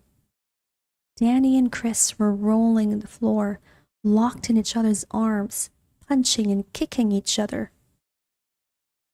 "What's going on here?" Kathy screamed. "Danny, Chris, you stop this right now, you hear?" She tried to pull them apart, but each was still trying to get at the other, their eyes blazing with hate. Chris was crying in his anger. It was the first time ever that the two brothers had gotten into a fight. She slapped each boy in the face hard and demanded to know what had started this nonsense. "Danny started it," Chris sniffed. "Liar, Chris, you started it," Danny scowled. "Started what? What are you fighting about?" Kathy demanded, her voice rising. There was no answer from either boy. Both suddenly withdrew from their mother. Whatever happened, Kathy sensed it was their affair, not hers. Then her patience snapped. What is going on around here? First, it's Missy with her angels, and now you two idiots trying to kill each other. I've had it. We'll see just what your father has to say about all this. You're both going to get it later, but right now, I don't want to hear another peep out of either of you. You hear me? Not another sound." Shaking, Kathy returned downstairs to her shelving. "Cool down," she told herself. As she passed Missy's room again, the little girl was humming a strange tune to herself. Kathy wanted to go in, but then thought better of it and continued on into her own bedroom. She'd talk to George later when she had a chance to be calmer about the whole affair. Kathy picked up a roll of shelf paper and opened the door to the walk-in closet. Immediately, A sour smell struck her nostrils. Oh, God, what's that? She pulled the light chain hanging from the closet ceiling and looked around the small room. It was empty, except for one thing. On the very first day the Lutzes had moved in, she had hung a crucifix on the inner wall facing the closet door, just as she had done when they lived in Deer Park. A friend had originally given her the crucifix as a wedding present. Made of silver, it was a beautiful piece, about 12 inches long, and had been blessed a long time before. As Kathy looked at it now, her eyes widened in horror. She began to gag at the sour smell, but couldn't retreat from the sight of the crucifix, now hanging upside down. Chapter 6, December 24. It was almost a week since Father Mancuso had visited 112 Ocean Avenue. The eerie episodes of that day and night were still very much on his mind, but he had discussed them with no one, not with George and Kathy Lutz, not even with his confessor. During the night of the 23rd, he had come down with the flu. The priest had alternated between chills and sweating, and when he finally got up to take his temperature, the thermometer read 103 degrees. He took some aspirin, hoping to break the fever. This was the Christmas season, and with it began a host of clerical duties, a particularly bad time for a priest to be indisposed. Father Mancuso fell into a troubled sleep. Around 4 in the morning of Christmas Eve, he awoke to find his temperature now up to 104 degrees. He called the pastor to his rooms. His friend decided to get a doctor. While Father Mancuso waited for the physician, he thought again of the Lutz family.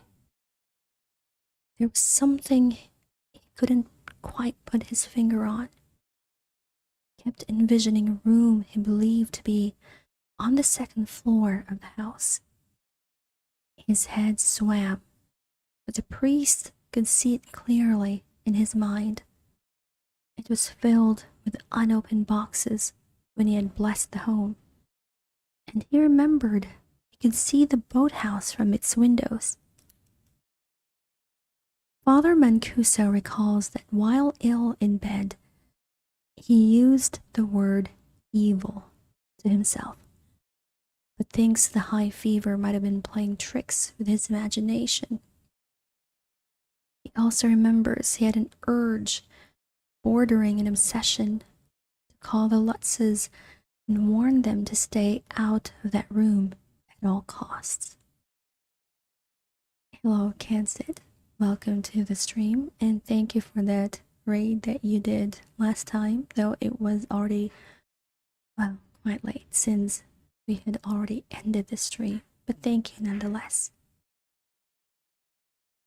At the same time, in Amityville, Kathy Lutz was also thinking about the room on the second floor. Every once in a while, Kathy felt the need for some time to be by herself, and this was to be her own personal room. She had also considered the room along with the kitchen for her meditation.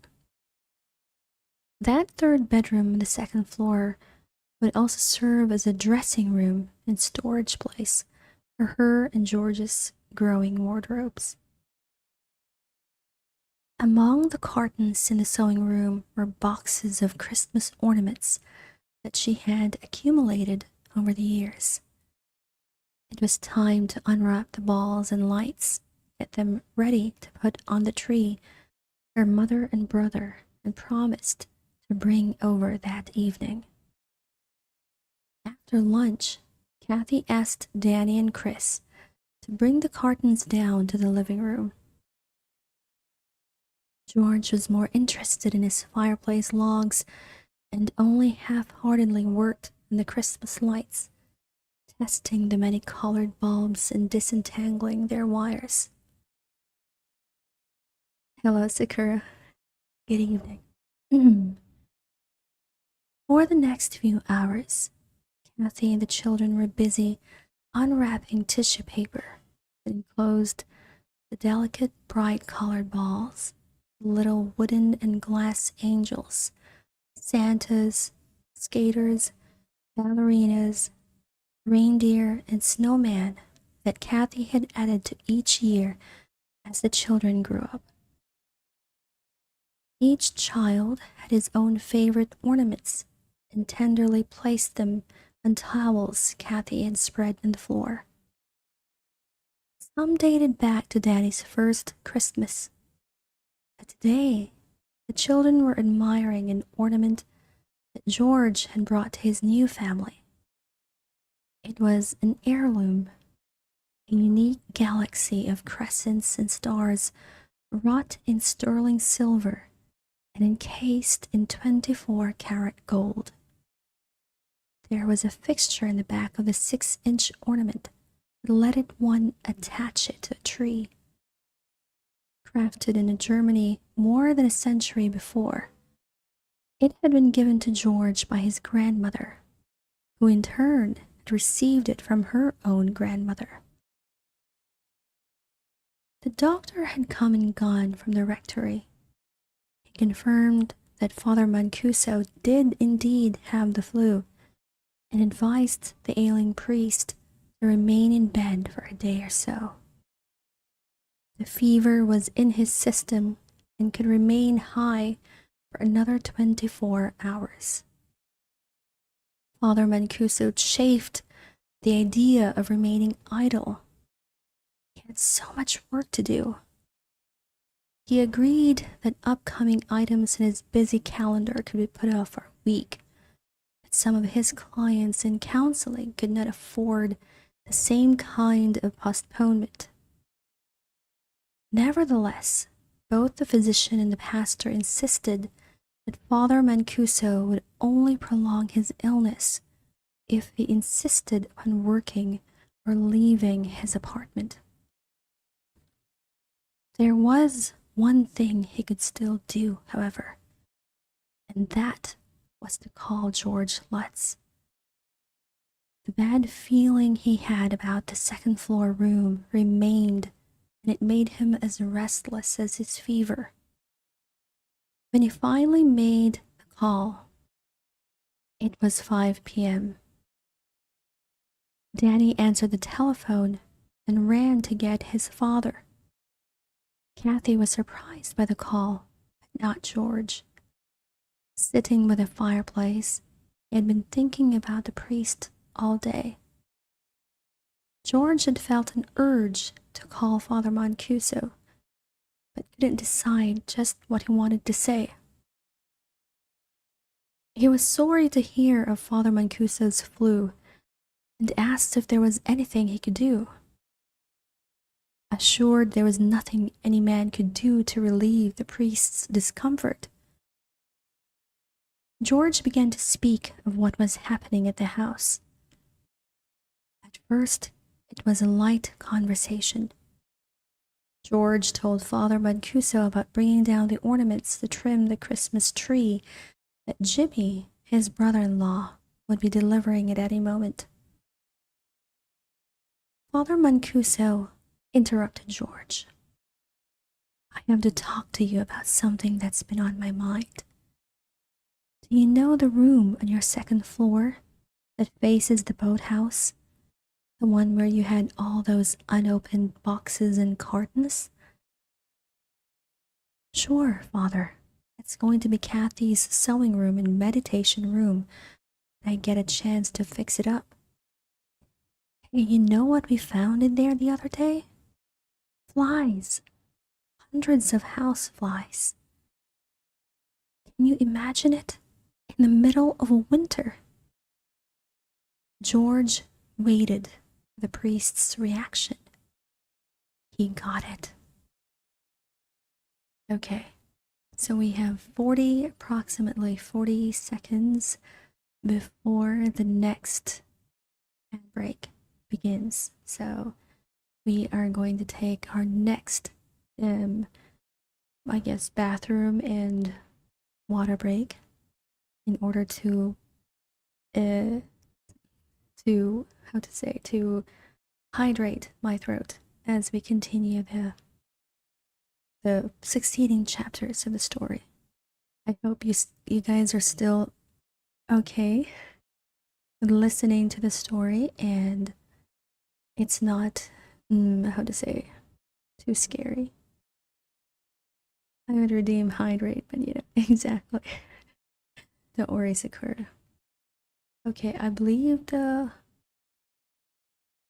break has already started, so I will be right back.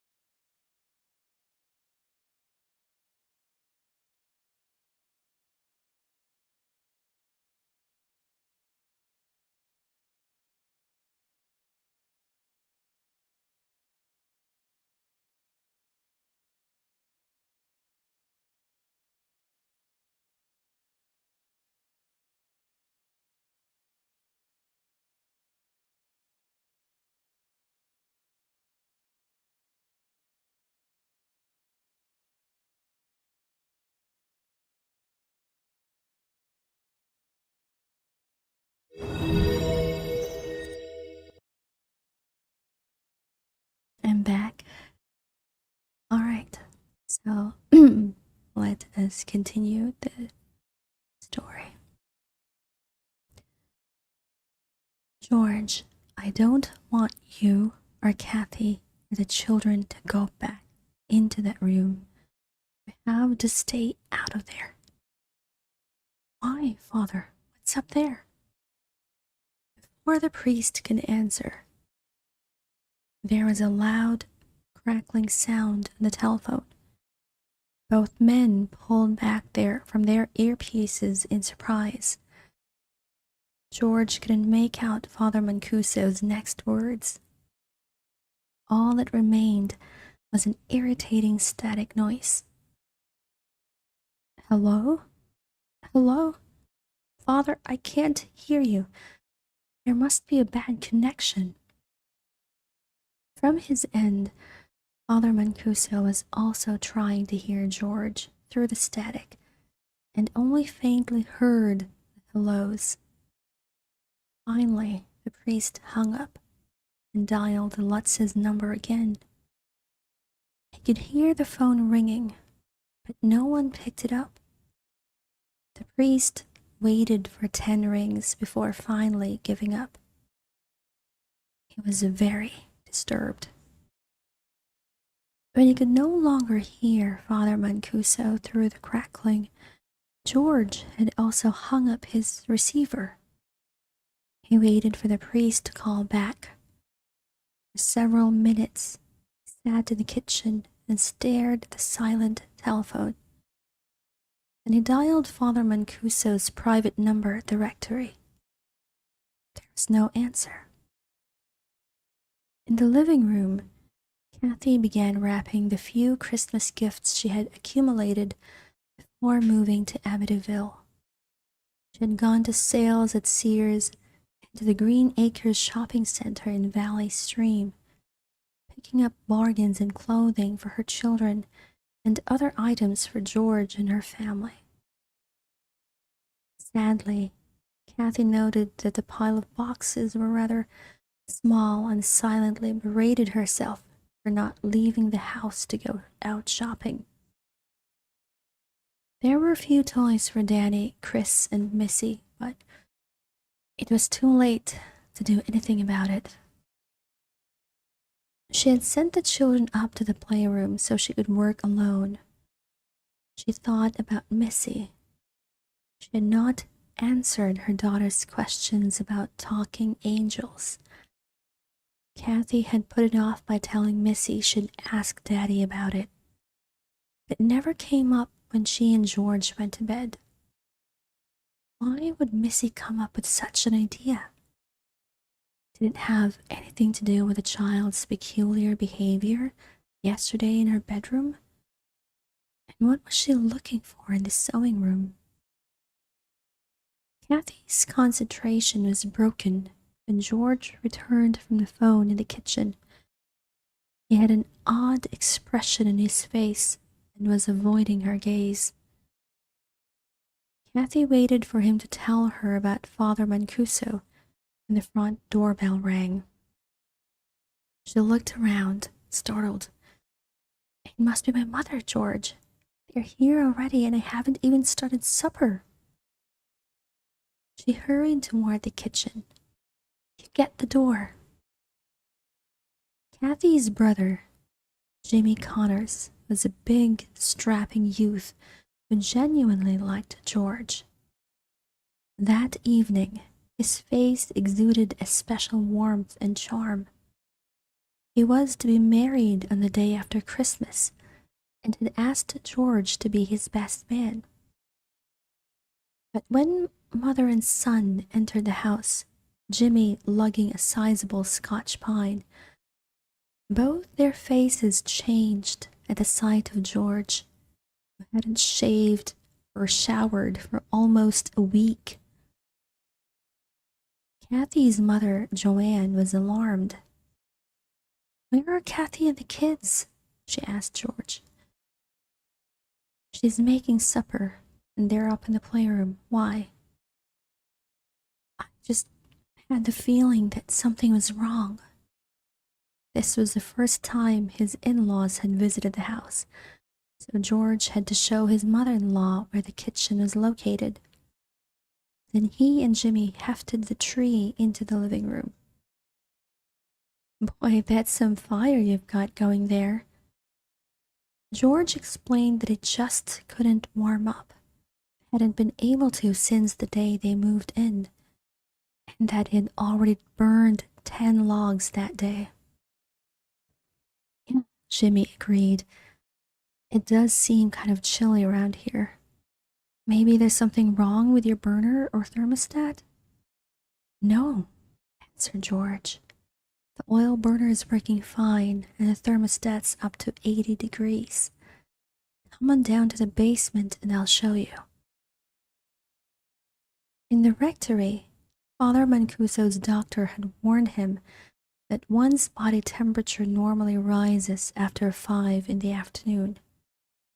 Even though he was uncomfortable and his stomach hurt, the priest's mind kept turning to the strange telephone problems the Lutzes were having.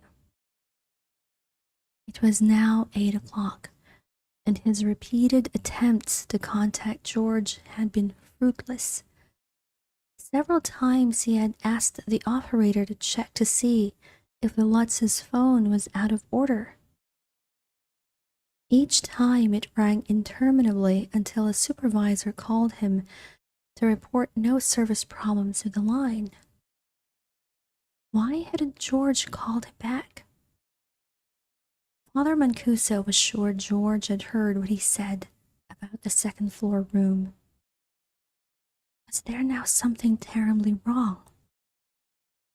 Father Mancuso did not trust 112 Ocean Avenue. He could wait no longer. He dialed a number he normally used only for emergencies.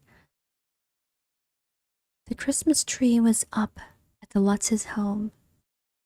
Danny, Chris, and Missy were helping their Uncle Jimmy trim it, each urging him to hang his own ornaments first. George had returned to his own private world by the fireplace. Kathy and her mother were in the kitchen talking. This was her happy room, the one place in the new house where she felt secure. She complained to her mother that George had changed since they moved in. Ma, he won't take a shower. He won't shave. Doesn't even leave the house to go to the office. All he does is sit by that damned fireplace and complain about the cold. And another thing, every night he keeps going out to check that boathouse. What's he looking for? Mrs. Connors asked.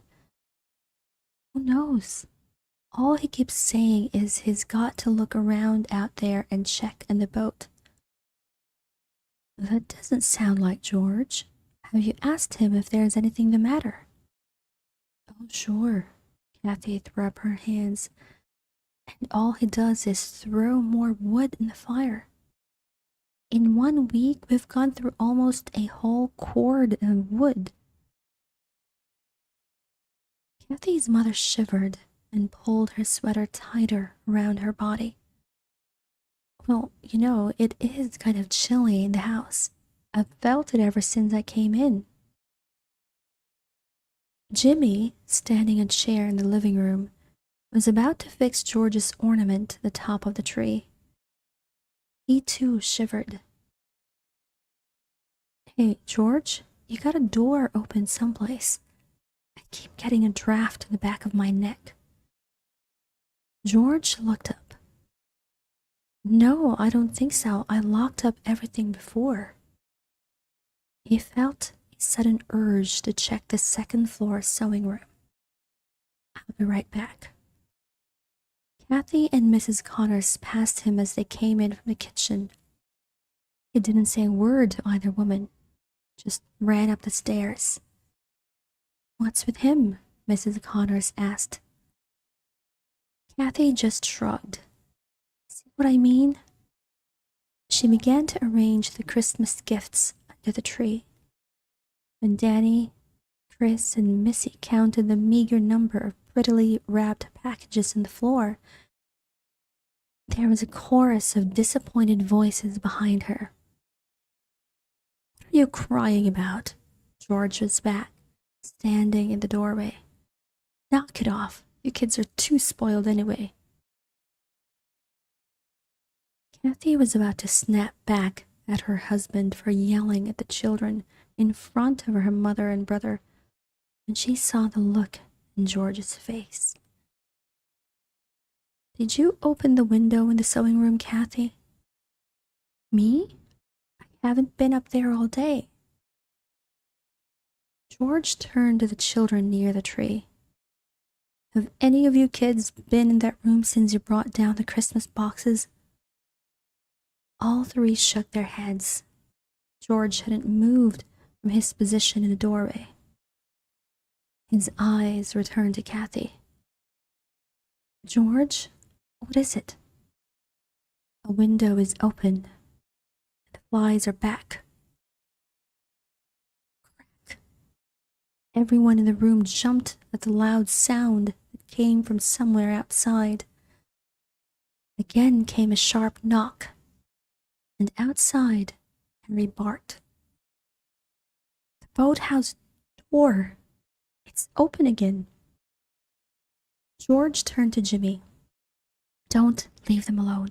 I'll be right back. He grabbed his parka from the hall closet and headed for the kitchen door. Kathy began to cry. Kathy, what's going on? Mrs. Connor said, her voice rising. Oh, Mama, I don't know.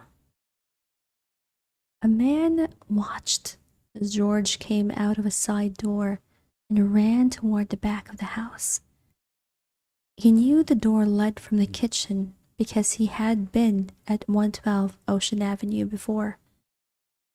He sat in a car parked in front of the Lutz's home and observed George shut the boathouse door.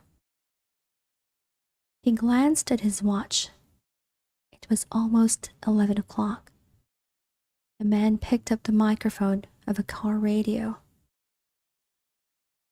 Hello, Chicken Man. Good evening. Welcome to the stream. We are currently reading a horror story. Zamataro, this is Gianfrido. You can call your friend back and tell him the people in 112 Ocean Avenue are home. Sergeant Al Gianfrido of the Suffolk Country Police Department was doing a job this Christmas Eve, just as he had been on the night of the DeFeo family massacre. Okay, I think I have one more chapter in me that I can read, and then after that, as much as I want to continue reading, I'm going to have to end with the last chapter that I'm going to be reading now. I think my voice can no longer, it's starting to crack already. All right. Chapter 7, December 25. Look at that. It's my birthday.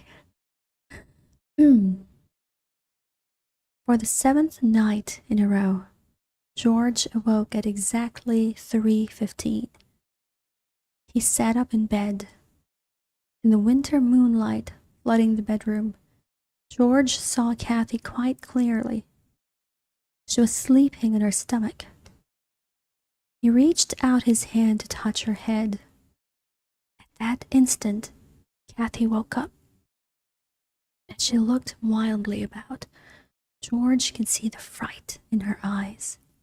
She was shot in the head, Kathy yelled. She was shot in the head. I heard the explosions in my head. Detective Gianfrido would have understood what had frightened and awakened Kathy. Filing his report after the initial investigation the night of the DeFeo murders, Gianfrido had written that Louis, the mother of the family, had been shot in the head while sleeping on her stomach.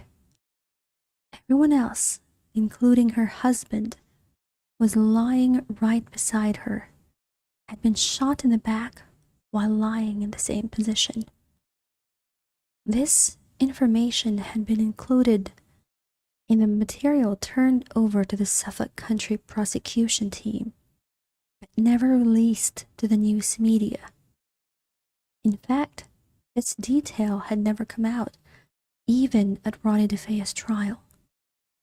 Now, Kathy Lutz also knew how Louis DeFeo had died that night. She was in the very same bedroom. George held his shaken wife in his arms until she had calmed down and fallen back to sleep. And once again, the urge to check out the boathouse came over him, and George quietly slipped from the room. He was almost upon Harry in his compound when the dog awoke, springing to his feet. "Shh, Harry, it's all right. Take it easy, boy." The dog settled back on his haunches and watched George test the boathouse door. It was closed and locked. Once more, he reached down and reassured Harry. "It's all right, boy. Go back to sleep." George turned and started back toward the house. George circled around the swimming pool fence. The orb of the full moon was like a huge flashlight, lighting his way.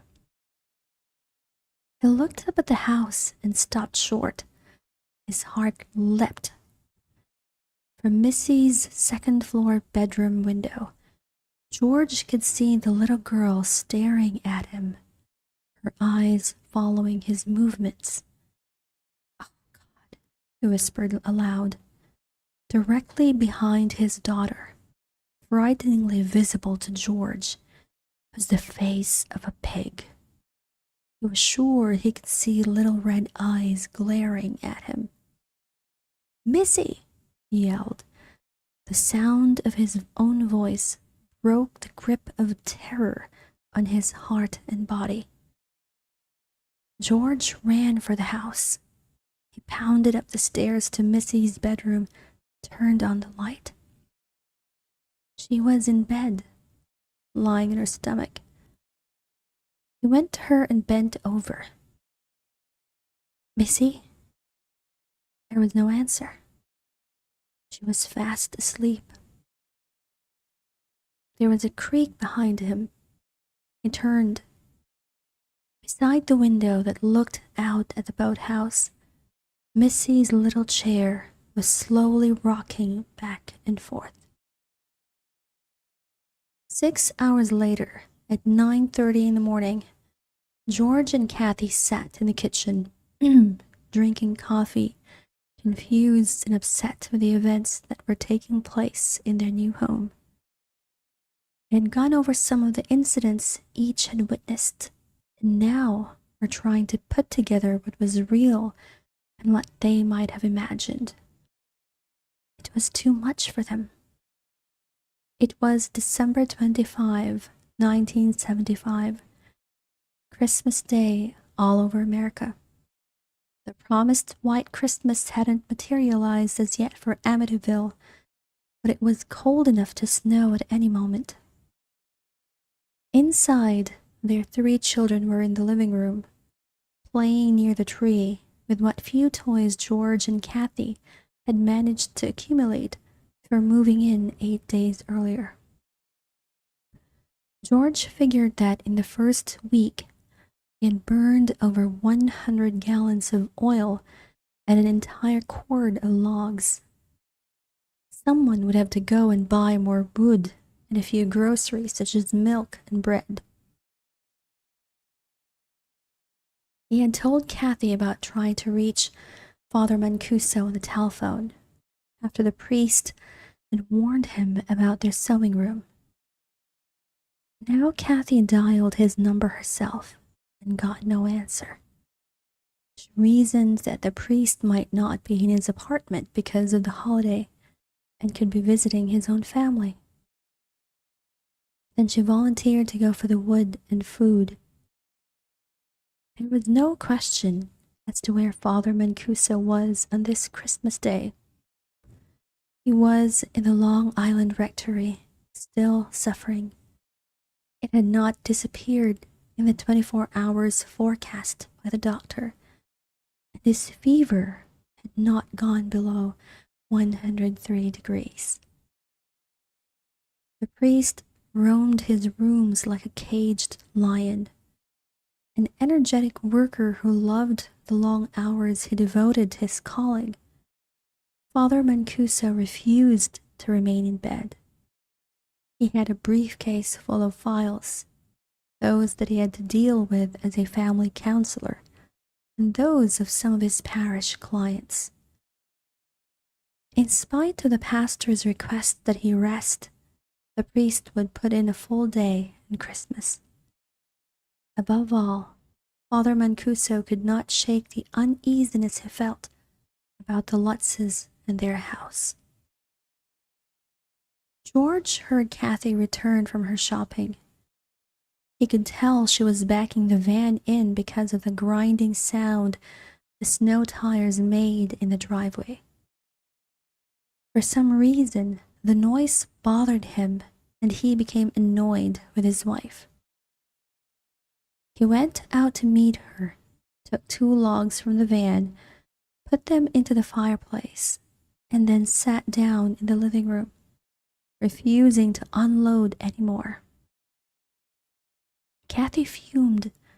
George's attitude and appearance were getting on her nerves.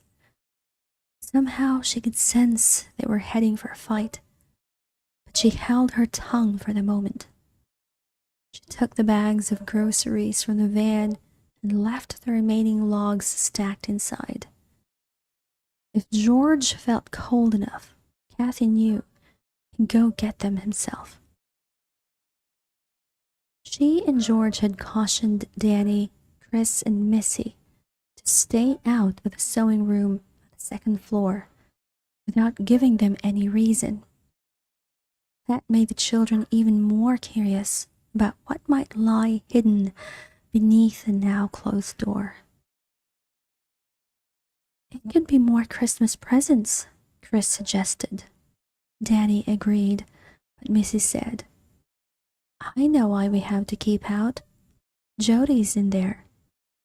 Jody? Who's Jody? Asked Danny. He's my friend. He's a pig. Oh, you're such a baby, Missy.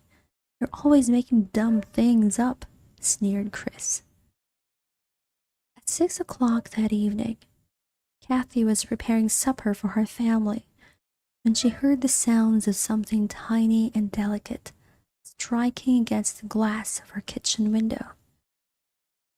It was dark outside, but she could see it was snowing.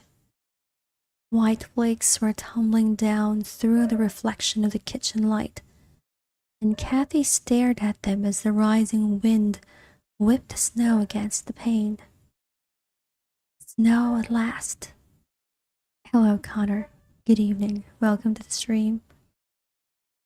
You're currently reading the story of Amityville Horror as part of our Spooktober.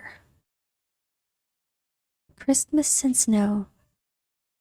It brought a reassuring sense of familiarity to the troubled woman. She recalled her own childhood days.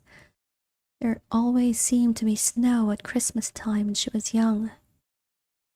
Kathy kept looking at the little snowflakes. Outside the multicolored lights from the neighborhood, Christmas trees gleamed through the night. Behind her, the radio was playing Christmas carols. She became peaceful in her happy kitchen nook. After supper, George and Kathy sat silently in the living room. The Christmas tree was all lit up, and George's tree-topping ornament made a beautiful addition to the decorations. Reluctantly, he had gone out to the van and brought in more wood. There now were 6 logs in front of the blazing fireplace, just enough to last through the night at the rate George was shoveling them in. Kathy worked in some of the children's clothes, patching the boys' trousers that were forever wearing through the knees, letting down a few of Missy's denim pants. The little girl was growing taller, and already the hems were above the tops of her shoes. At 9 o'clock, Kathy went up to the third-floor playroom to get Missy ready for bed. She heard her daughter's voice coming from her bedroom. Missy was talking out loud. Okay. Can you guys hear the barking dog in the background? I don't know if you guys can hear it, but I can definitely hear it. And well, as much as I want to continue, it is really starting to get to me. Okay, so I think it's gone. Let's continue. She heard her daughter's voice coming from her bedroom. Missy was talking out loud, obviously speaking to someone else in the room. At first, Kathy thought it was one of the boys, but then she heard Missy say, "Isn't the snow beautiful, Jody?" When Kathy entered, her daughter was sitting in her little rocker by the window, staring at the falling snow outside. Kathy looked around the bedroom. There was no one there. "Who are you talking to, Missy? An angel?" Missy looked around at her mother, and her eyes went back to a corner of the room. "No, Mama, just Jody." Kathy turned her head to follow Missy's glance. There was nothing there but some of Missy's toys on the floor. "Jody, is that one of your new dolls?" "No, Jody's a pig. He's my friend. Nobody can see him but me." Kathy knew that Missy, like other children of her age, often created people and animals to talk to, so she assumed it was the child's imagination at work again. George had not yet told her of the incident in Missy's room the night before. There was another surprise waiting for Kathy when she got to the top floor a few minutes later. Danny and Chris were already in their own bedroom, changing into their pajamas. Usually, both boys fought to stay up past 10. This night, at 9:30, they were getting ready without being told. Kathy wondered why. "What's the matter with you two? How come you're not arguing about going to sleep?" Her sons shrugged, continuing to undress. "It's warmer in here, Mama," Daddy said. "We don't want to play in there anymore." When Kathy checked in there, she was struck with a freezing chill in the playroom. No windows were open, yet the room was ice cold. It certainly wasn't uncomfortable in Danny and Chris's bedroom, nor in the hallway. She felt the radiator. It was hot. Kathy told George about the cold in the upstairs playroom. Too comfortable by the fireplace to want to move, he said he'd check it out in the morning. At midnight, Kathy and George finally went to bed. The snow had stopped falling in Amityville as it had 15 miles away outside the windows of the Long Island Rectory. Father Mancuso turned away from his window. His head hurt. His stomach pained from the flu cramps. The priest was perspiring, and the feeling of suffocating heat made him take off his bathrobe. When he did remove the robe, he began to shiver with a fit of uncontrollable chills. Father Mancuso couldn't wait to get back into bed. It was cold under the blanket, and he realized he could see his breath in the air. the hell's going on? He muttered to himself. The priest reached out to touch the radiator next to his bed. There was absolutely no heat.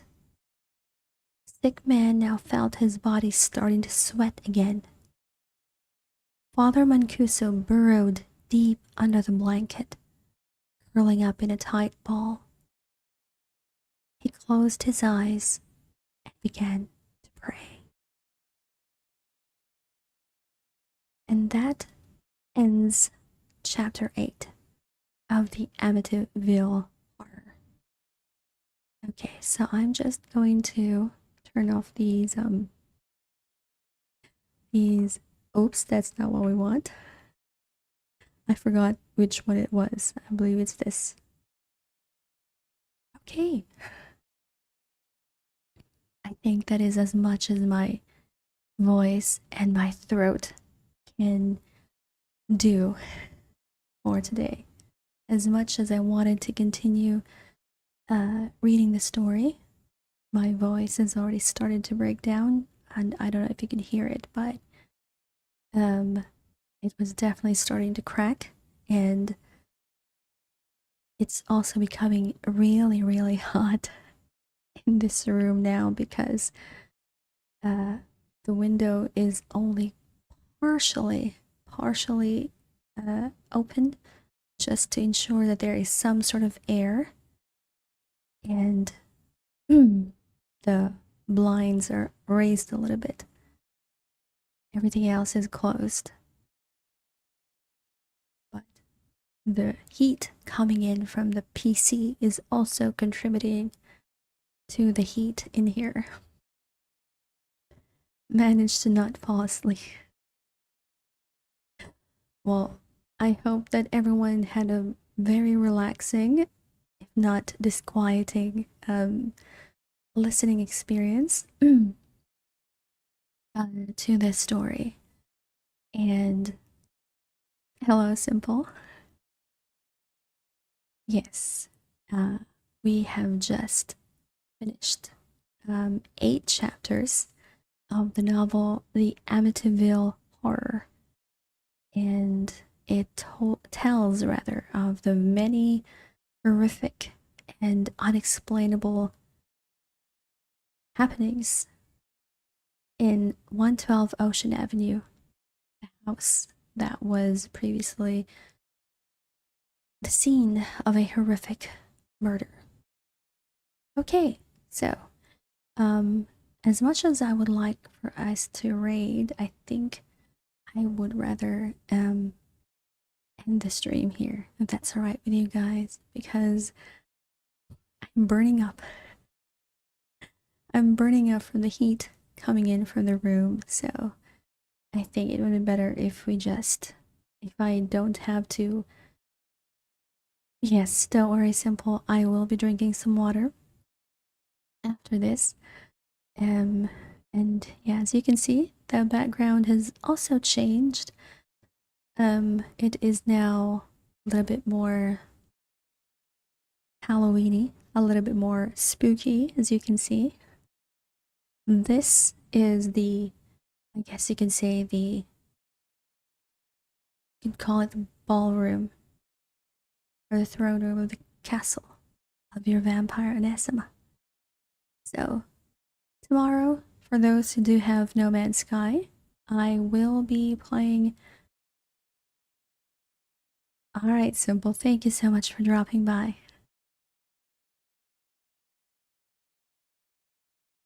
Good night, Cobra. So, for tomorrow, for those who have No Man's Sky and would be interested in joining me tomorrow, I will be playing No Man's Sky in the evening. So, thank you guys so much for staying with me until the end of the stream. Thank you as well to those who dropped follows, and thank you for interacting with me. And despite the fact that it's not usually something that you guys hear on this channel, thank you for staying over here on Twitch, and of course also on YouTube. Thank you guys so much, and I will see you guys in the next stream. And as always, keep safe. This has been your vampire oneesama, Sister Midnight, signing off. Good night, everyone.